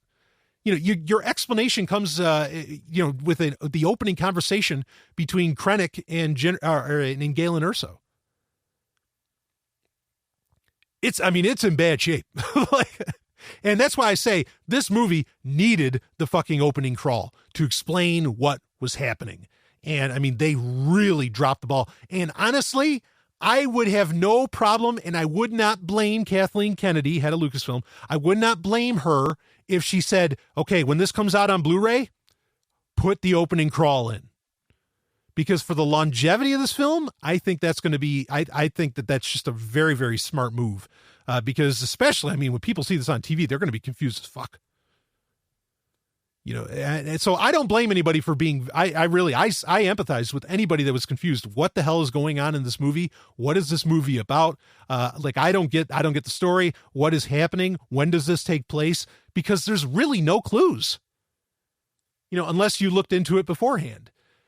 And I kind of want to save this second subject for later, but even if you saw the trailers, I think you would be confused when you finally go to see this movie. Reason being is because I think, and we'll talk more about this later, we got a very different film in theaters than what was being shown in the trailers. I'm going to save that subject for later on, but that is a main thrust of something I want to talk about here. And actually, as I mentioned earlier in this episode, I listened to the audiobook in its entirety of Rogue One, which again isn't supposed to come out till December 20th. I'm releasing this episode on December 17th. Okay, I listened to the complete audiobook, and it kind of proves my point. We'll talk about the audiobook as we go along here. And I mean, and there's other evidence for all of that too. So, but that, I do want to start off with that the opening was really bad. Really bad. Like it needed that opening crawl. They did not explain things very well whatsoever. And even when, what's funny, like the only way you knew that the title shot for the movie was a joke. Like you have the whole scene with Krennic and Erso and Galen Erso, and you see, where Jyn Erso gets away. And then it just goes to, I mean, it was, and other people have commented about this, and I think they're dead on for it. They said it looks like the opening, kind of the quick title shot that they give where it says Rogue One, with the Starfield and the yellow letters. It looks like somebody made that in iMovie. Like it's 5 seconds saying Rogue One with this font that just looked so stupid.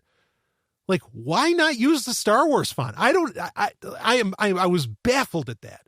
That was so weird, especially in the movie posters. They use the Star Wars font. So fucking use it in the movie. Like I said, if they make changes, okay, and maybe this will become a thing because, kind of director's cuts with those are in extended editions. Those are becoming very popular largely like say with DC, which isn't Disney, but how you have the extended cuts of Suicide Squad or Batman versus Superman and all that. Like it's really becoming a thing where there's a difference when it comes to home video. So I very much hope that we get effectively a special edition of this movie for the opening alone. Okay. Cause that was really, really bad. And also the other thing, like that opening should have taken the time, and they tried to, in a very coy way, explain, like, let's talk about what one of the major plot points of this movie is. Okay. One of the major plot points of Rogue One, again, this whole movie is about getting the Death Star plans for the first Death Star so that, Luke Skywalker can do his trench run and, blow up the Death Star. Okay, spoiler alert there, huh? You didn't know that?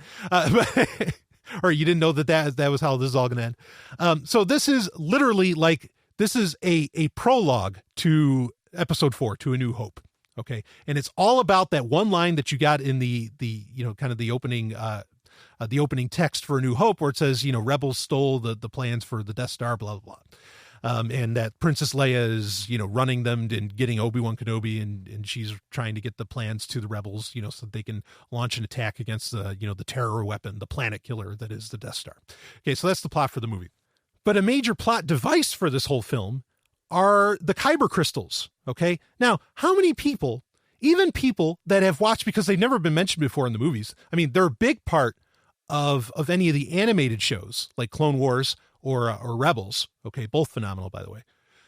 But how many, or part of the books too, how many people know what Kyber crystals are?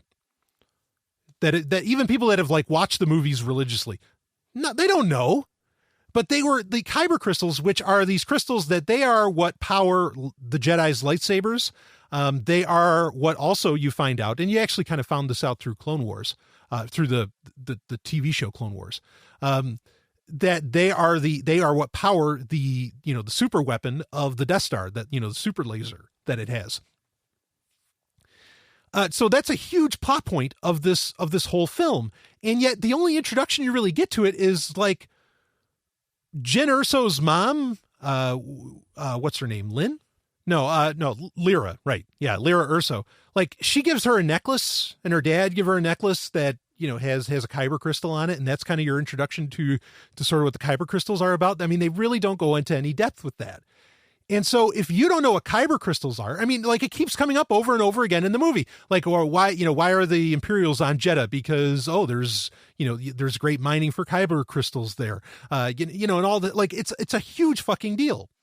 And so to not have the opening crawl to explain what Kyber crystals are, or, to not go into depth in any way about all of that. I mean, what a loss. This is a movie. And I'll explain. Like I said, we're going to get into, because there's so much great shit about this. I loved this movie. Okay. So please don't confuse me with what I'm saying. But again, we're starting from the beginning. This was a movie, kind of the easiest way to explain this is that it is a Star Wars super fans, Star Wars film. And I use super fan in particular. If you listen to Patreon episodes of Sovereign Tech, you know what I mean by super fan. It used to be when you'd say fan, you'd know that it was somebody that read all the books, read all the comics, or, was totally immersed in some kind of fictional universe. Now everybody's a fan of fucking everything. And so you have to say super fan to really differentiate, to understand that, somebody that's really knee deep in this stuff. So if you're a Star Wars super fan, this movie was so for you. I mean, and I am one. I am absolutely a Star Wars super fan. This was a movie. This is the first movie where something that I've complained about, and this is a good and a bad thing, depending on who you are and how you're looking at it. Okay. This is the first, Rogue One is the first movie I've seen where if you did not read the extraneous material, if you didn't read the book, there was a prequel book for this called Catalyst. Okay, which was a great book. Now, I mean, not an awesome book, but it was a great book. It was a very good book as far as Star Wars goes. That went into everything about Kyber crystals. It went into Galen Erso's, obsession with Kyber crystals. It talked about the relationship between Galen Erso and Orson Krennic, who is kind of the, effectively the primary villain in this, even though you really have three villains. It went into all of that. Okay. And so if you read Catalyst, you would have no question about what is going on in this movie. You'd have zero. Catalyst is effectively the opening crawl that should have been there for Rogue One, just obviously in a very expanded format because it's an entire novel. And again, a very good one. Like it is really, it is a really good novel. And I think but here's the thing is that I've said about this for a while. I was like, no, I want my time, my investment in researching, a fictional universe, reading everything about that fictional universe that comes out about that fictional universe. I want that to pay off. I want there to be that movie where only the super fans really appreciate what's going on and only they really get it. And that's exactly what I got with Rogue One. And I don't mean that to insult anybody that's not a super fan. I understand you don't want to spend the time. Please do other things. That's okay. All right. But this was the time that it really happened. But I think that it's, as much as I love that, it's kind of a bad move because you have so many other people that are going to go see, well, Star Wars is on name. This has got to be awesome. It's not going to be awesome for them. Not that it needs to be, but for it to be the second movie to ever come out, after, effectively, over a 10-year hiatus, you don't want to be doing that kind of specialized film at this point in time. I think you want to prove your chops a little bit better, or you want to make it a movie that everybody can really identify with and can jump on board with by at least putting in an opening crawl. I think that there was a lot of marketing going on for telling people to go read Catalyst because it was a good book. It wasn't the best book ever made for Star Wars, even out of the new canon. Okay. And I think part of the reason that people were so hot about it is because Disney was probably letting some of these venues know, like even some YouTubers and some others. I really think Disney was saying to them, you need to tell people that they need to read this book because they knew what was coming. Okay. That it wasn't going to be, that this was going to be kind of a confusing film. They had to know that it didn't make sense, because the movie, unless you're a super fan, if you're a super fan, this movie makes tons of sense. It's awesome. It is wet dreams brought to life. It is phenomenal. Okay. But if you're not, it's rough shape. Now, like I said earlier, how, Empire Strikes Back and, Return of the Jedi, like how I think you could actually watch those two films and it would overall kind of make sense as far as what happened with it. I don't think that you can just watch Return of the Jedi. I think you can watch Empire on its own and be like, holy shit, that was a great movie. I don't think you can watch Return of the Jedi and think the same way because it's so intertwined with everything that happened in Empire Strikes Back and, even A New Hope, maybe. And, it was saying that, like, this is interesting because I really feel like if the argument has been made that The Force Awakens, Episode 7, if that was just a rehash of A New Hope, of Episode 4, this was, ironically, based upon its placement, this was a rehash of Return of the Jedi.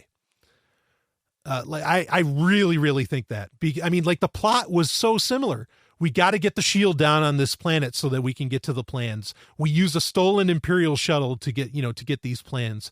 There was so many things in it that really felt like that felt like Return of the Jedi, which isn't a bad thing. Even the gigantic space fucking battle was easily, and I know others have said this, but I agree, it is easily the greatest space battle you've ever seen next to Return of the Jedi. Like, it is that good. The space battle in the second half of this is phenomenal, and it is in many ways, for everybody, it is the movie's saving grace.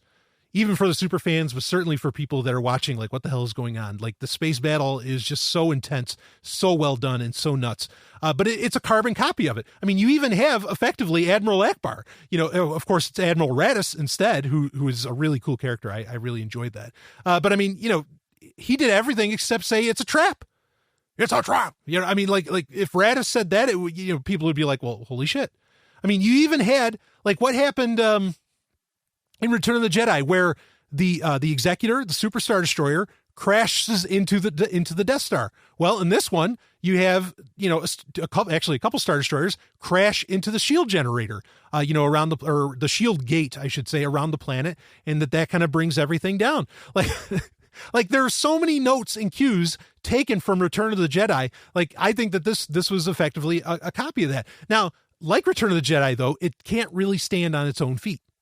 It needs to have understanding of the rest of the lore, the rest of the saga, the rest of the legend. So, that's kind of my opinion on that. And I look forward to seeing, I haven't seen any yet, but I will be interesting. It'll be interesting to see if other people kind of pick up on that this was effectively a rehash of Return of the Jedi in a lot of ways. I mean, the space battle in particular, copied it like almost note for note. Perhaps the first half of the movie wasn't like Return of the Jedi, but certainly the second half was in a very, very, very big way. So anyway, let's move on to some other points about this, and I guess I'm going to stick with the negatives because when I start talking about the positives, I really want to ride high on them. This was a movie that even for a super fan, I feel like it left you with a lot more questions than answers. I felt like the way this movie was getting billed to me was that this was a film where you were going to get a lot of things explained to you, right? Like they were going to explain, oh, how did all this happen? I mean, the whole point is this is going to flesh out a certain aspect of the opening crawl for A New Hope. So that infers, that's very implicit, or very explicit, I should say. It's very explicit that this is going to explain things. And it really didn't. It just left you with a bunch of other questions. Like, you find out about like, what's Jeddah? What are the Guardians of the Wills? Which Guardian of the Wills? Now, when I heard them say Wills, actually, when I saw the soundtrack, I listened to the soundtrack that day, that on the 15th, I listened to it and I looked, and I saw the track listing and everything. And actually I saw the track listing when they leaked it like a month ago. But there was a track called Guardian of the Wills, and I was like, oh shit. Now, if you read the 1976 Alan Dean Foster, even though it was credited to George Lucas, novelization of the first Star Wars movie, at the beginning of that, there is this, there's kind of this intro and it, like a prologue where it's supposedly from some kind of, text or something. And the text was written, it says it's from the Journal of the Wills, Wills. And so when I saw, there's the Guardian of the Wills, it's like, this is going to be very interesting. That whole idea of the Wills, George Lucas never went further with it, but it's been tried to get placed into various aspects of the Star Wars saga ever since. Certainly the expanded universe and all that. So I'm open to that, but then you never really find out who the Wills are. It says Guardian of the Wills, but the Guardian of the Wills are effectively these people. They're not necessarily Force users, kind of like the various characters like, Donnie Yen's character, Chirrut, and then the other guy there, not Bodhi, Baze Malbus. Those two guys are Guardians of the Wills, but they're Guardians of the Wills. They're not Wills themselves. So what are the Wills? And you find out all about this, the city Jeddah, or, Jeddah City, whatever they want to call it. It has a bunch of different words, but the Holy City, obviously, a huge play on Jerusalem, on this moon called Jeddah, which you find out that Jeddah is effectively it's like Mecca for Jedi. Okay, it really, when you look into Jeddah, it's definitely designed to be like, it's supposed to hint at Jerusalem and kind of I suppose in some ways the violence in Jerusalem and all that, right? That always happens. So you got that play on that. So this is a very important planet and a very important city, and you have these Guardian of the Wills, but like, nothing about this. No one's ever really mentioned Jeddah before. It was in, a Galactic Atlas book, and that's about it. And obviously the name is reference to Jedi. When you read the audiobook, there's some interesting hints that actually a lot of different religions consider Jeddah to be very important, which just plays into the fact that this is the Star Wars version of Jerusalem. Because, in real world Jerusalem, you have, it's split into quarters, right? You have different religions that all, kind of, praise it and glorify it. So yeah, that's the deal with Jeddah. Of course, the Death Star blows it up. So it's gone now. So what are you going to do with it? Like, I think it's pretty obvious that they put it into this movie because it's going to end up getting used in a whole bunch of other shit for the Star Wars saga in general. I don't think it's a stretch to say that there is going to be in the near future that there's going to be like, a Knights of the Old Republic, like, Jedi stories, Star Wars stories that take place thousands of years, perhaps, before the prequels even. And that Jeddah will play a big part in all that. And then we'll kind of understand that. So that lends an interesting thing is that this movie, Rogue One, might make a lot more sense 10 years from now. Like this movie will introduce a lot of things that you will see the connections to as more movies come out. So this really isn't that much of a standalone. And that's the thing, is that I think a lot of the questions sort of left up in the air in this, they will get answered way down the line. And then this movie will make a lot of sense. I mean, it did a good job, I think, of being placed between episode 3 and episode 4. Like, I think it did a good job of being a bridge between those two, as long as you know both of those movies really, really well. Because I mean, at the end of episode 3, what does episode 3 really end on? It ends on the Death Star getting constructed, and there's Tarkin and everything. And so and this is where I guess maybe we could start getting into some of the good stuff here.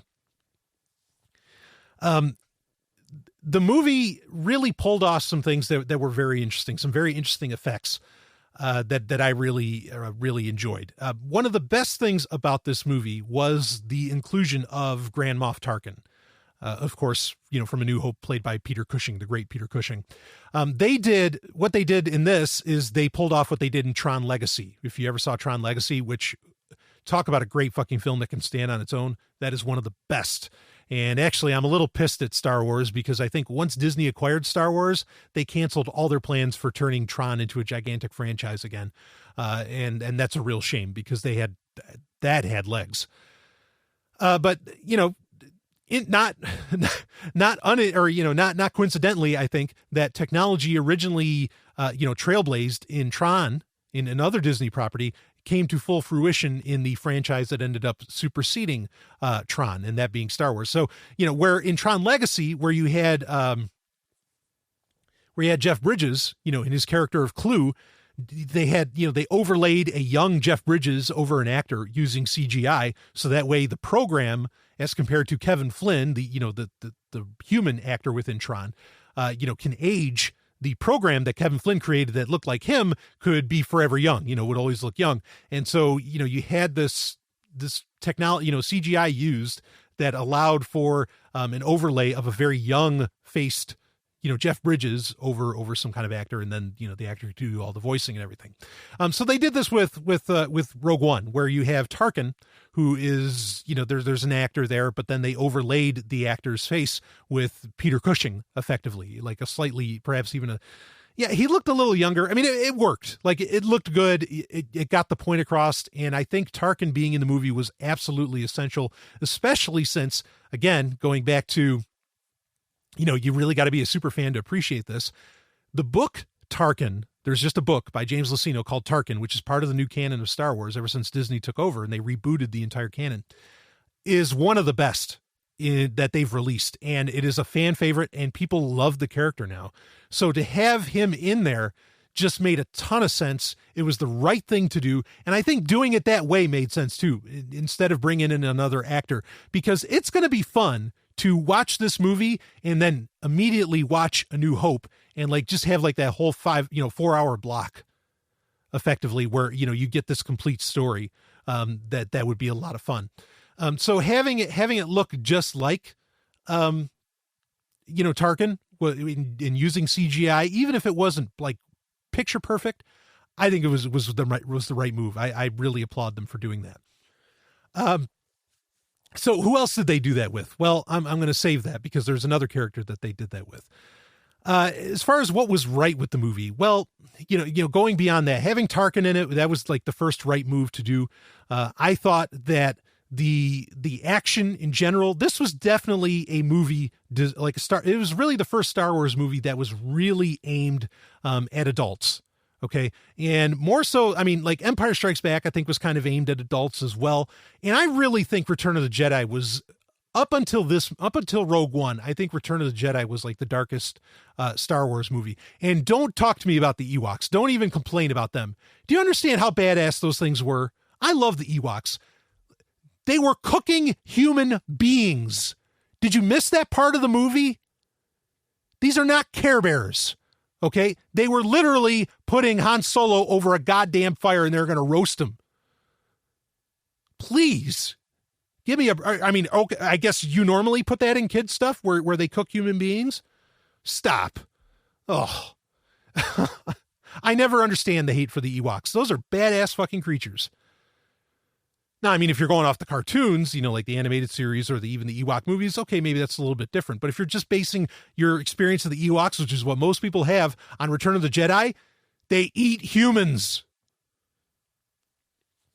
Anyway, this is definitely, the darkest of the bunch and, easily the most adult film of the bunch. But it was, I will give this, it was odd. And actually someone else, a good friend pointed this out in that, like, there's almost no sexuality, in the movie itself. Like you get practically none, which is strange because there's definitely a love interest between Jyn Erso and Cassian, the character played by Diego Luna there. And like, even at the end when, the Death Star fires off and everybody's about to die. Yeah. Spoiler alerts, folks. Everybody dies. Like almost everybody dies. K2SO, all the major characters that you saw in the trailers gone. There was a point where like they could have kissed and I was just like, oh, this is it. This is where Disney, they'll show all the violence in the world and they won't allow for one little fucking kiss. God damn it. And it really, that sucks. Like, I mean, yeah, in some of the new canon Star Wars books, you are getting some degree of sex and sexuality, but on film, yep, they wouldn't let it go there. And I don't know why they wouldn't let that happen. Especially because now this leads into something else. So yeah, so the space battle. All right. I just want to say that quick. The space battles were great. Like the action was tremendous. All the new vehicles, I could spend a whole episode talking about all the new vehicles. I thought the U-Wing was awesome. I thought the new TIE fighters were real, like the TIE Striker or whatever, all those. And there was even another one. I think it was like the TIE Raven that you didn't know about, but if you look closely, you see it. That was really cool. A lot of that stuff was really, really cool. But I want to get into real quick here, before I go on with the rest, that again, and the acting was fine. The story largely was fine. Again, you have to be a super fan to understand what's going on. But if you are, this is awesome. There's so much you get to see come to life. That was just really, really cool. Everything happening on Yavin 4 was great. Mon Mothma was awesome. To have Jimmy Smits come back as Bail Organa was great. In fact, I heard the collective like gasp when he came out of the shadows on Yavin 4, on the Rebel base. It was like, oh, ooh, and General Dodonna's there. I mean, you got all these great cues. That was really, really fun. But talking about the tone of the film. So I want to touch on this while I have time. Like I said earlier, I think we ended up seeing a very, very different movie than what was originally, filmed, even because there was a lot of controversy around the reshoots. Like this was a big deal, is that, there was the saying, they're going in for reshoots, and they're apparently really extensive reshoots. That was the rumor that went around. And then it got proven as fact. Yes, there were extensive reshoots. Another director came in, all these different people, got involved. What the hell is going on with Rogue One? And, the theory going was that Disney did not like the darkness and the tone of the film, even though, like I said, the movie that I just saw was still pretty dark. They didn't like it, and so they wanted, really crazy reshoots. Frankly, and people were, be it various, movie professionals or, critics or whatever, were kind of poo-pooing, saying, look, no. The reshoots, this happens with every movie, which is true. Almost every movie has reshoots. It's contractually obligated. That happens all the time. Okay. There's nothing to worry about here. I don't think that there's a problem. Everything's fine. Don't worry about it. That was kind of what people were saying. I always felt that was, and they would make fun of people that said that there's a problem with the reshoots, that the reshoots are saying that Disney is getting in and they didn't like the movie that they were handed. I was a little annoyed that people were getting downright insulting with people concerned about the reshoots, and that they were just kind of writing them off because, it's not like people were just complaining about the fact that there are reshoots. The concern is that the rumor was that Disney didn't like the tone, that there was something wrong with it. It was too dark or something like that. And that the movie wasn't working for them, and that they were going to Disney-fy it. And I think you kind of got that. Like there's parts of me that feels like Disney got its hands in and said, oh, we gotta lighten this up, or, we can't let it go this direction, or we can't let it do this.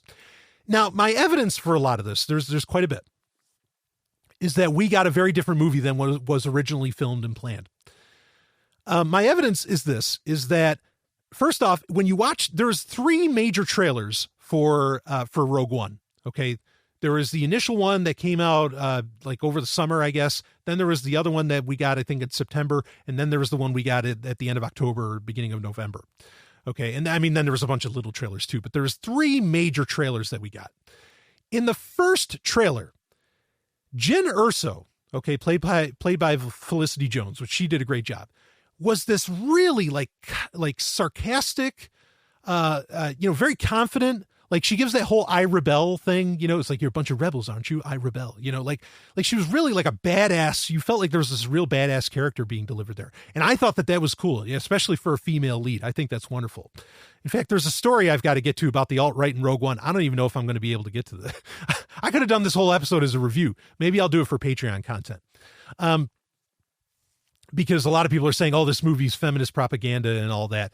I think there was a point where, which, I mean, honestly, so what? Even if it was, who gives a shit? What, you don't like that there's a female lead? Please give me more.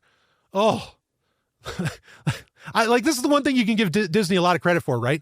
They have quadrupled the female population of the Star Wars universe inside of 3 years. Good. We always wanted more women in Star Wars. Please give us more women in Star Wars. These idiots complaining as feminist propaganda, just go away. You're ruining it for the people that it actually matters to, that being the super fans and whatever else. But regardless, I could say a lot more nasty words, but I'll withhold from that. I want to get to my point. Okay. So the tone within which Felicity Jones was delivering the character of Jyn Erso in that first trailer was, and I knew this beforehand, and I think I mentioned this in some Patreon episodes, that I was a little concerned because I felt like at first she's talking like very confidently, in a very badass tone, lots of sarcasm and all this. Like even when she says, even I think it might have been the second trailer where she's like, "May the force be with us." Like she said it like it was almost a pejorative. Like it was just a lot of heat in the way she said it. And now she says it like, "May the force be with us." They toned her character way down. Or even like, "We have to go find my father." Like it turned into, "We have to find my father. We have to save him." Like it turned into a very desperate and shaky voice. So I think that they significantly changed, a lot about this film, and that a lot of the reshoots were Felicity Jones reenacting her character. And now my evidence for a lot of this, now first off, why would they redo that? Well, there is the argument that there was the big argument against The Force Awakens that the character of Rey, played by Daisy Ridley, of course, was what they call a Mary Jane. It was a character that could just do everything. It was just so awesome. And that they were overcompensating because it was a woman and they wanted to make her this really badass character that could do anything. Okay. Or Mary Sue, sorry, not a Mary Jane, Mary Sue.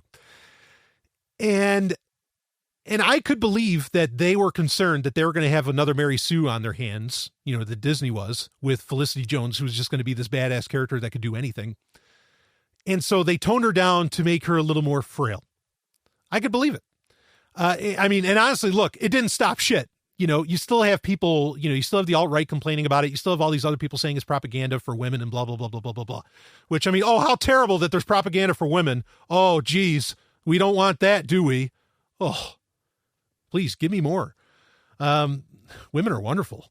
So, but anyway, so I think that might have played a part in it, or maybe they didn't want to have maybe Disney just didn't want a female character that was just that badass, and didn't have kind of the joking and smiling attitude that, say, Daisy Ridley would still pull off with the character of Rey, right? So I think it was very different as far as that goes. Now, so a lot of the scenes that we know from the trailers weren't even in the film. Okay. And that also lends to the idea that, that there was, that the reshoots were really extensive and that we ended up with a very different film than we were getting from the tone of the very first trailer. Okay. And before I mention that, I also want to say the other piece of evidence is that Felicity Jones, perhaps more so than any of the other actors, we do know how much she got paid, and it is in the 7 figures. Like she was highly, highly paid, and she probably made, and my guess is she got paid the 7 figures because the way her character was being portrayed got completely redone and she had to effectively reenact the entire movie. Like, I mean, that's kind of my theory on that. Also, there's that idea that in her contract, she actually had a contractual obligation for another film. I mean, is there the chance that somehow she survived what the Death Star did to the planet Scarif? I don't think so, but but maybe, or maybe, I don't know what they're going to do with that. But I mean, that could just be, like, yeah, just in case we need you for another film, or if you're going to do a flashback sequence or something, we kind of want you here. And hey, there you go. So I don't put much stock in that, but the amount of money that she made compared to the rest of the actors, yeah, I think there might be something, to say to that. Now, as far as like the I Rebel line isn't in there. There's a few others. The big scene that wasn't in there, that I think a lot of people thought was really badass, that was in, or that you saw in the trailers but didn't end up in the movie, was when she is going on this catwalk, and a TIE fighter comes up. Okay. And she's like facing down this TIE fighter. That was not in the film. And apparently what happened is effectively they just kind of removed it. Okay. And they just kind of redid the scene a little bit, the timing of the scene a little bit, because what happens is supposedly, now this is backed up by the audiobook, even though the audiobook, could have been edited up to the last minute. A lot of this movie was being made up to the last minute. That's a key point to keep in mind here, is that's how much they were concerned about what this film was portraying, and putting out there, is that it was, I mean, of course, the original Star Wars, episode 4 back in 1977 was also being edited up until like the day that it got sent off to the very first theater in May of 1977. So not outlandish for a Star Wars film, certainly. Okay. But this one was I think, like really extensively being recut. So anyway, so supposedly the reason that TIE fighter scene got taken out was because what was going to happen is this TIE fighter would show up and an X-Wing would swoop in, blow it up, and move on. Okay. And then, Jyn would finish up what she was doing about sending the plans to the Rebel fleet above. On Scarif. And now in the book, in the novelization of Rogue One, that is exactly what happens. Like they still leave in that the TIE fighter comes up and then X-Wing shoots it down. The claim that they took it out of the movie is because, like there was already just a scene before that where it would have been too repetitive for another X-Wing to blow up another TIE fighter throughout the whole thing. I think that's kind of ridiculous. But that is the claim. And like I said, in the audiobook and the novelization, that scene is still there, where the TIE fighter kind of shows up. So that's kind of the mystery around that. But again, it does all lead to that this was meant to be a very, very different film. Personally, I would believe that scene maybe originally, like Jyn was going to do something so badass that would take out that TIE fighter. And they just took that scene out because, again, they didn't want Jyn Erso to be a Mary Sue, another Mary Sue character, which even if it was, I don't care. Let it be, So there's other things too. Like in the audiobook itself, you get more of Jyn Erso being this very confident, badass character, which does not portray itself on screen. Not that Felicity Jones did a bad job. She's a great actress. She did awesome. Okay. But the tone of even the novelization is significantly different from, I mean, you could say it's book to movie, but it's significantly different from what you ended up with in the film itself. So I really have the sense that there is an incredibly different version of this film out there. Maybe one day we'll get to see that. But it's out there, and it's probably a much better film too, even though this film is great. But I think that I've been claiming for a while on Sovryn Tech, I've been saying, and to friends, I've been saying that there's the potential that this could be the greatest Star Wars movie of all time. I think somewhere in this movie is the greatest Star Wars movie of all time, but that got left on the cutting room floor. I mean, it's still a great one. After I watch it a couple times, I might even put it right under like Return and Empire. Like I could see this being my number 3. So in fact, right now I'll probably rank it at number 3 as far as being the best. It did what I wanted it to do. I think it does enhance greatly episode 4, in a big, big way. So that's a huge plus. I think that's wonderful. Yeah, I mean, there's so much Star Wars goodness in this. There's so much fan service in this. And I want to touch on some of that too. Like one of the really cool things was, boy, I'll tell you, was this was awesome, was Vader's castle. And then I got to talk about the ending. We're going to go into a little bit of overtime here probably. Okay, but one of the cool things was Vader's castle, which not a new idea. In that, there's a point where Krennic, the character of Krennic, goes to, which he did fine, by the way.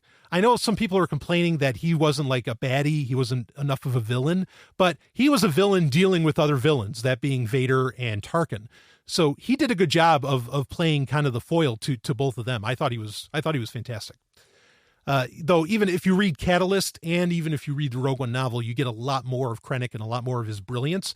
Like in the novel of Rogue One, not Catalyst, but of the actual movie Rogue One, there's a point where he says, he's thinking to himself and he says, wow, he says, what's going on here? He says, my feeling has always been that how does he put it? He says something to the effect of, if the battle has started, then something has already gone wrong. Like saying that you should never have to go to war. Like you're fucking it up if you have to actually fight. And I thought that was like a really cool comment. And like definitely leads into how this character thinks in all this. So the book really fleshes out Krennic a lot, and you definitely appreciate him a lot more when you, both books, Catalyst and the novelization, do that. So anyway, but Darth Vader's castle, that was great. And yes, it is on Mustafar. If you were wondering what planet is that on, it is Mustafar. Now, the idea of Vader having a castle is not new. Like Ralph McQuarrie did concept art for Empire Strikes Back, where they would have shown off a castle for Vader. Of course, it was more like on Mustafar, as you saw it in the movie, was kind of a desert planet, so it fit there. So they went with kind of McQuarrie's sketch. They just happened to put it onto Mustafar. But Vader also had, there was, what was it called? Bast Castle in the old expanded universe, not the new canon, which was on the planet Vajun. And, like this was, like the castle had like its own turbo laser and all that shit. I mean, like it was really badass, but very similar in concept, where there was like a volcano, like there's lava around and all this. It was a really, really cool idea. So when I saw the instant, because they didn't tell you, they didn't want you to know what it was, and which was unique in the movie, because in the movie, every time they go to a different planet, they would tell you what the planet was underneath, which was also, that's very new for a Star Wars movie. And I think that it actually lends to some problems with storytelling, because Star Wars has never needed to do that before. You always had a really good idea of what planet you were going to, no matter how many planets you went to. And yeah, I don't want to get stuck on that just yet. So anyway, Vader's castle, they don't tell you what planet it is, and they kind of leave it open. In the novelization, it is very clear that it's Mustafar, and other people have confirmed that already. But as soon as they showed the castle and lava coming out of it, I instantly, I turned to Stephanie and I said, "Oh my God, it's Vader's castle." And I thought that was great. What a great plot point. And that was, so, hopefully we can get more explorations of that, but that was really, really cool to see that. Of course, it's not on Vajun. Again, it's on Mustafar. I thought that was awesome. There's a lot to explore as far as that goes, and I'm sure it will get explored in future whatevers, movies, comics, you kind of name it, even though the Darth Vader comic has kind of ended, or has ended, and not a bad little run. But that was really cool to see that in it. And again, also, Vader's castle, I mean, that wasn't even, they originally planned, there's concept art for The Force Awakens for episode 7 that had Vader's castle in it. So you might see that come back in like episode 8 or even episode 9. Like that might be a big part of it, because it was originally supposed to be part of The Force Awakens. So that was cool to get an introduction, to that in this movie. That's what I'm saying, is that I think in the future, this movie, Rogue One, is going to make a lot more sense, and is going to have a lot more, is going to have a lot more weight as more movies and more things come out over time. So that was really nice. Some of the things I wanted that actually weren't in the movie, and then I'm going to get into like some of the Easter eggs that were in it. I really wanted, I wouldn't have complained if, and maybe they're saving this for Star Wars Rebels. But I wouldn't have complained if you got to see how they acquired the X-Wings in this. Like that would have been a fun plot device to go over, that they just didn't do, but whatever. Because like when you read the book, Mon Mothma, which that's the other thing, there wasn't enough Mon Mothma in this movie. I wanted a lot more, and there was probably a lot of scenes with her. In fact, we know there are other scenes. But again, in changing tone, they put him on the cutting room floor. I really would have enjoyed seeing more of her. But in the book, she talks about the importance of the X-Wings and all that. Wow, without them, we wouldn't be much of anything. So maybe they'll save that for Rebels. I don't know. The other thing I wanted really that this film didn't get into was Alderaan. I was really hoping to see a lot more Alderaan in this movie, and we didn't even get any of it. I mean, we got to see Bail Organa, which was great, though we already knew because there was that photo leaked where it showed it showed Jimmy Smits in it. But yeah, I would have loved a lot more Alderaan again, and I would have loved a lot more explanation on a lot of things, Jeddah and all that. Again, there's probably going to be kind of a Knights of the Old Republic series made at some point, I would imagine, be it CGI or live action, that will talk a lot more about Alderaan and Jeddah. I would imagine in the future here. So all that's kind of coming on the way, but. Speaking of Jeddah, I just want to mention some of the Easter eggs that were there. Kind of the first one was you got to see from A New Hope, you got to see Dr. Evazan and Baba, which were the guys that get in the argument on the Mos Eisley Cantina with Luke and Obi-Wan ends up slashing them down. Effectively, they bump into Jin, or Jin bumps right into Dr. Evazan. And, the guy's like, you'll be dead. That guy bumps right into him and Baba's right next to him. So that was a nice little touch. Seeing Red Leader and Gold Leader during the space battle above Scarif was, that was really cool. Okay, so it wasn't necessary. And I did feel like it kind of pulled me out of it because so first off, you could hear, before they even showed Red Leader and Gold Leader, in their X-Wings or in their Y-Wing, respectively, you heard dialogue, you heard battle chatter, comm chatter. And I was like, wait a minute, I know that voice. They're using voices from A New Hope, for these guys. And then finally you show them, but it sort of took you out. It looked really different when they took a shot from, of Gold Leader or Red Leader from A New Hope, in it, to see, to show them off. I mean, it was cool. I would have done it. I'd do it in a heartbeat. I don't have a problem with that. In fact, John Knoll, who was behind largely writing and quite a bit of this movie, it seems, John Knoll is the guy that did a lot of the CGI updating on the special editions of the original Star Wars trilogy. In fact, during the Battle of Yavin from A New Hope, he inserted himself into one of the X-Wings. And so for him to want to try and include more about the Battle of Yavin, yeah, I could see that. In fact, I wouldn't be shocked if he slapped himself in one more time, in one of those X-Wings and you just didn't realize it was him. But yeah, so that was fine. That was kind of cool to sort of get that continuation. Of course, ultimately we know both Gold Leader and Red Leader are going to die. It is interesting that Red 5 is in this movie, but it's not Luke Skywalker. Of course, Red 5 was Luke Skywalker's, call sign in A New Hope. He dies. He's the one that crashes into the shield as it closes back up. So that's why Luke comes in and, oh yeah, you can be Red 5 because we lost Red 5 in our last little skirmish. So that made sense. Which also lends to that some of that fleet that is attacking, over the planet at the end there gets away, not just the Tantive 4. And by the way, it is, as far as I know, by all audiobooks that I've heard it mentioned in, it's not Tantive 4, which is what I thought it was always pronounced as. It's Tantive 4. So the Tantive 4 gets away.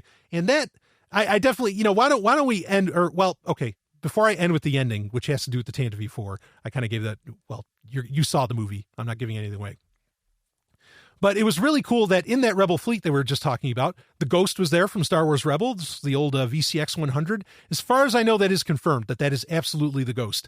And also you get to see Chopper on the Rebel base, which is the R2, or it's not an R2 unit, but effectively the droid, the astromech droid from Rebels. You get to see him, which I thought was a nice touch. And then there is a mention on Yavin 4 on the Rebel base. There is the mention of General Syndulla, which is a question whether or not it was Cham or if it was Hera. Of course, Cham is Hera's dad, both from Ryloth.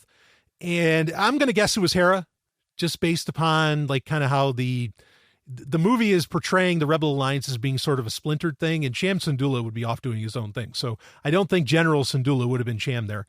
So that's cool. And this does take place at some period after Star Wars Rebels, or at least the Rebels that we've seen so far. So that was nice. Of course, R2-D2 and C-3PO are there. Vader's castle we mentioned, and of course there's the mention of Obi-Wan. Some people talk about how like one of the codes was of black saber, and some people wonder if that's a reference to the dark saber. I don't think so. The dark saber is this like ancient evil lightsaber. It's a long story that I won't go into right now. You do get to see the blue milk in the film. Yeah, that was cool at the very beginning when Jin is a child. You do get to see that. So anyway, lots of little Easter eggs in there, and I'm sure there's plenty more that I'll notice as I go on. But getting all the Rebels stuff in there was really cool. In fact, you see the Ghost a few times, and I thought that was just a nice touch, to mix that in. So, which again leads to the fact that, look, if you're a Star Wars super fan, there is a lot to take in here, and there's a lot of things that, like, it's really cool to finally see, in action, like the Hammerhead ships. Or the Hammerhead cruisers, right? Now, these were things that were originally from Knights of the Old Republic, which makes me also think that, yeah, we're going to see a lot of things get fleshed out with Knights of the Old Republic because they're obviously looking in that direction. The Hammerhead cruisers, well, first off, those came from, and that's the one that rams into the Star Destroyer and then jams that Star Destroyer into the other Star Destroyer, which is fucking badass. I'll tell you, that space battle was so good. But the Hammerhead cruiser, okay, it was originally, I think it was designed for West End Games, like it was a role-playing thing, which is great that became a thing. But then it got used in Knights of the Old Republic in the comic book for the Sith War with Exar Kun and, Ula Keldroma when they're working with the Mandalorians and all that. It's used in that, but all that's not canon anymore. So, but it did get used in season 2 of Rebels in the episode with Princess Leia, which was one of my favorite episodes because as it stands right now, Princess Leia is probably my favorite. I mean, since The Force Awakens, really, and maybe a little bit before, Princess Leia has probably become my favorite character in the whole saga. She's just so cool. So anyway, the Hammerheads, that was kind of the plot of that one episode with Princess Leia in Star Wars Rebels, was stealing these Hammerhead cruisers. And so to use them finally, awesome, great, good. That was perfect. That was just another very, very nice touch. All right. And so before I get to the ending, and then we'll talk about the ending and then we'll wrap all this up. Okay. The character of Saw Gerrera. This is another one where it leads to my idea that there's a very different version of this movie out there with a very different tone, because the Saw Gerrera we got, played by, of course, the great Forrest Whitaker, was like, I mean, there was nothing special, nothing he didn't have that intensity that you saw in the trailers. It just wasn't there. And what a shame. I mean, maybe it was a good thing. I don't know. Maybe they didn't like how Forrest Whitaker was delivering stuff, but like that whole line of "What will you do when they break you? What will you become?" Like that wasn't even in the movie. Like that was gone. So Saw Gerrera, of course, is the character originally from the Clone Wars. There was a 2 or 3-parter from one of the seasons of the Clone Wars that he was in, where he's this, very young rebel and his sister dies and all that. But then also he gets mentioned in Bloodlines. They talk about what his group is called the Partisans. That was his rebel group, which is effectively what you see in Rogue One. So that was, Saw Gerrera, I mean, being in it, that's okay, but like he really doesn't forward anything. And even in Catalyst, he's not really in the prequel novel for Rogue One. He's not in it till like the end. And so I don't know. I'm kind of wondering, like, what was the purpose of this? Like, it feels like the purpose of Saw Gerrera was removed, within whatever version of the film we ended up with that was in theaters, that's in theaters right now. So yeah, take it or leave it. It just doesn't do anything for me. And I think it was meant to, and it just doesn't. So that was, whatever, Saw Gerrera. So now what really made this movie? Of course, the space battle made everything. The second half of this film is fantastic. The first half of this movie, if you read the audiobook, is great. But you got to know everything that's going on. It's all moving so fast, you get no explanation about what all these places are that they're going to, as to where the book at least gives you a little something extra as to like, okay, why is this like in the middle of what appears to be an asteroid field? Why is this? Why is that? Okay, so like kind of the perfect movie would be if the first half was like the audiobook and then the second half was like the movie, because the book actually disappoints when you get towards the ending because it just doesn't display or describe as well what exactly happens at the end. And this is where, in fact, at the end, in the book, it's the epilogue, which is hilarious because I've had this complaint about the Star Wars movies that, or not the Star Wars movies, about the Star Wars books, that the books, you really don't have to read them except for the last chapter. Like all the cool shit, anything that matters, anything that has any weight on the Star Wars universe at large, always happens in the last chapter. This is also true with Rogue One, because the best part of this movie is the epilogue of the book. And of course, the last, 10 whatever minutes of the movie itself. And that is when a third Star Destroyer appears, against the Rebel fleet, and Darth Vader enters the picture.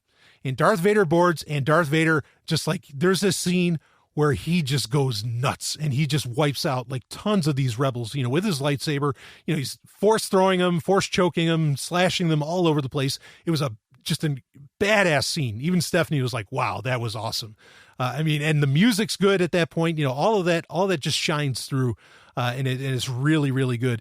And then, like he's kind of standing on the ledge, sort of in the vacuum of space, effectively, looking down as the Tantive 4 escapes with the plans, because one of the guys slides it through the door, to another rebel soldier, and they run away and they get away. And which leads, so Rogue One ends like literally minutes, or minutes, if not hours, before the opening of episode 4, which is a great move. That was the right thing to do. I think that was great. And what's really great is that one rebel that grabs the plans, instantly on the Tantive 4, runs up to someone in a white dress and hands it to her, and camera pans around, and there's Princess Leia looking. Obviously it was the same thing they did, like I described earlier with Tarkin, where it is an actress there, but then they superimposed, a CGI face of Carrie Fisher onto her. And she just gives the one line, they ask her like, what is this? And she says, hope. And it was so good. Movie ends. Perfect ending. The ending of this movie made the whole thing really worth it. It was so great. There's so much to love about this movie. The style, everything about it, it was really good. It's a great Star Wars film. It really is. And I love it. And like I said, I'm putting it right now. I'm putting it at number 3 on my list. So it goes my list. Number 1, Return of the Jedi. Number 2, Empire Strikes Back. Number 3, Rogue One is right underneath. It is that fucking good. So yeah, I'm bringing up a lot of this stuff because I don't think a lot of people are going to take the time, to be willing to kind of lay out their critiques. It's a great movie, but it admittedly has its issues. A lot of them having to do with, if you're not a Star Wars super fan, this movie isn't going to mean a whole lot. In fact, it's going to be downright confusing, and potentially even boring for you. So now I want to take one last minute to talk about one of my favorite parts of any movie, and that is the score. Okay, the soundtrack. So here's another thing where you get the idea that, ooh, this is a very different movie, because just a couple months ago, or maybe it was like, I don't even think it was 3 months ago. Originally, you were going to have Alexander Desplat was going to be the composer for it wasn't going to be John Williams. We always knew that. Eventually, John Williams does have to stop, as sad it is for me to admit as well. But Alexander Desplat was originally going to be composing this. And as far as we know, he might have done a full score. I'd love to eventually hear that. But then, on the 11th hour, and with only 3 weeks to compose an entirely new score for a Star Wars movie, they drop him and they call up Michael Giacchino, who is one of my favorite. He is the greatest, as far as new blood composers out there, he is the best. I've sung his praises over and over again with what he does with Star Trek, with what he did with Speed Racer.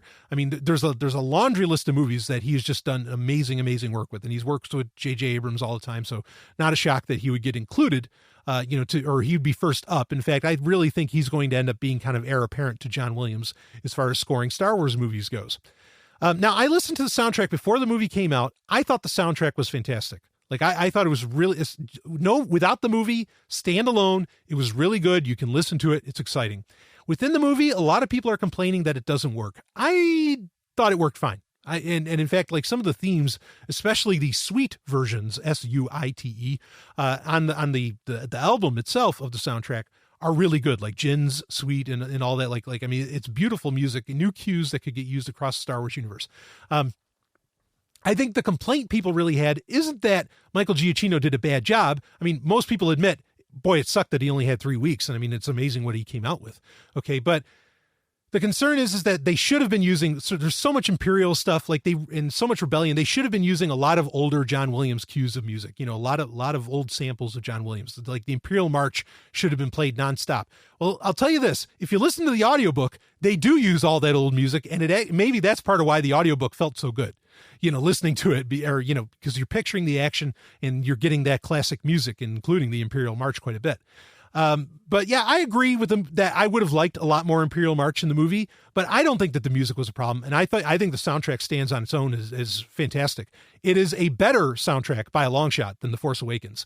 And really, Rogue One in every way, shape, or form is eons superior to The Force Awakens. Like, it is a much better Star Wars film than The Force Awakens maybe could even dream of being.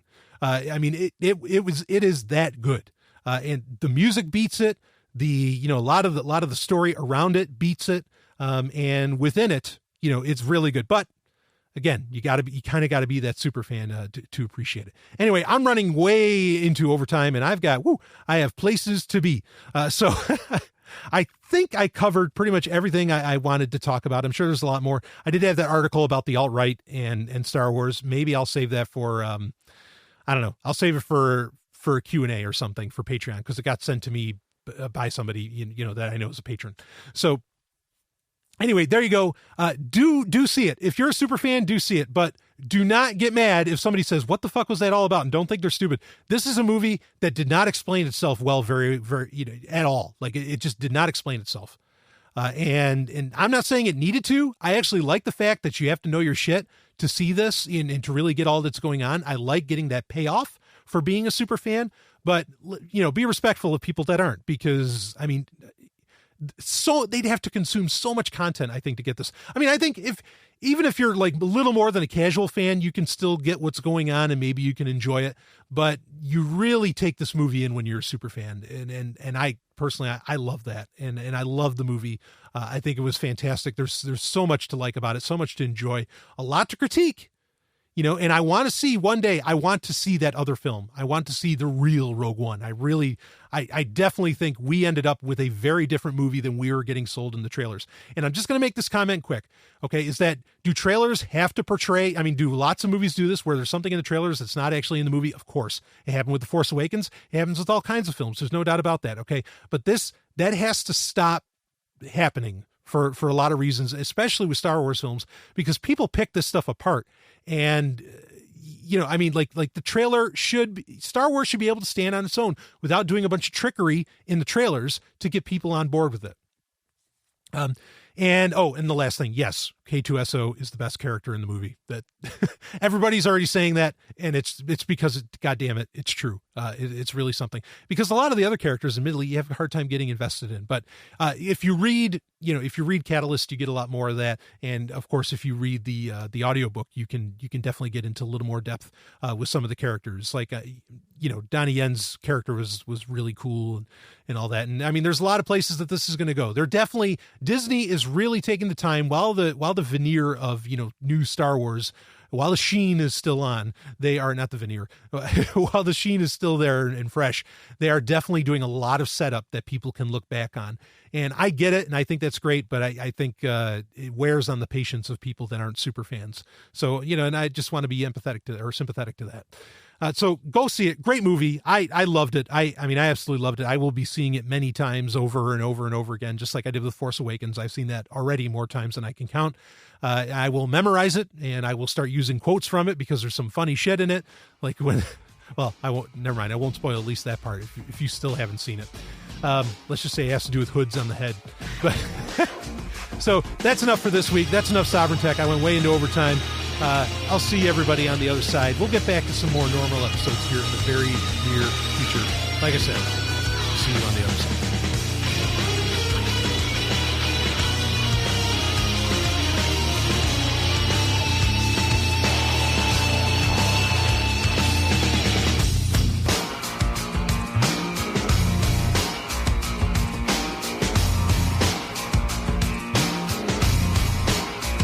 You just experienced Sovryn Tech. Go to sovryntech.com, that's SOVRYN tech.com, and connect with us there. Find links from today's show and catch our podcast feed. Sovryn Tech is copy heart.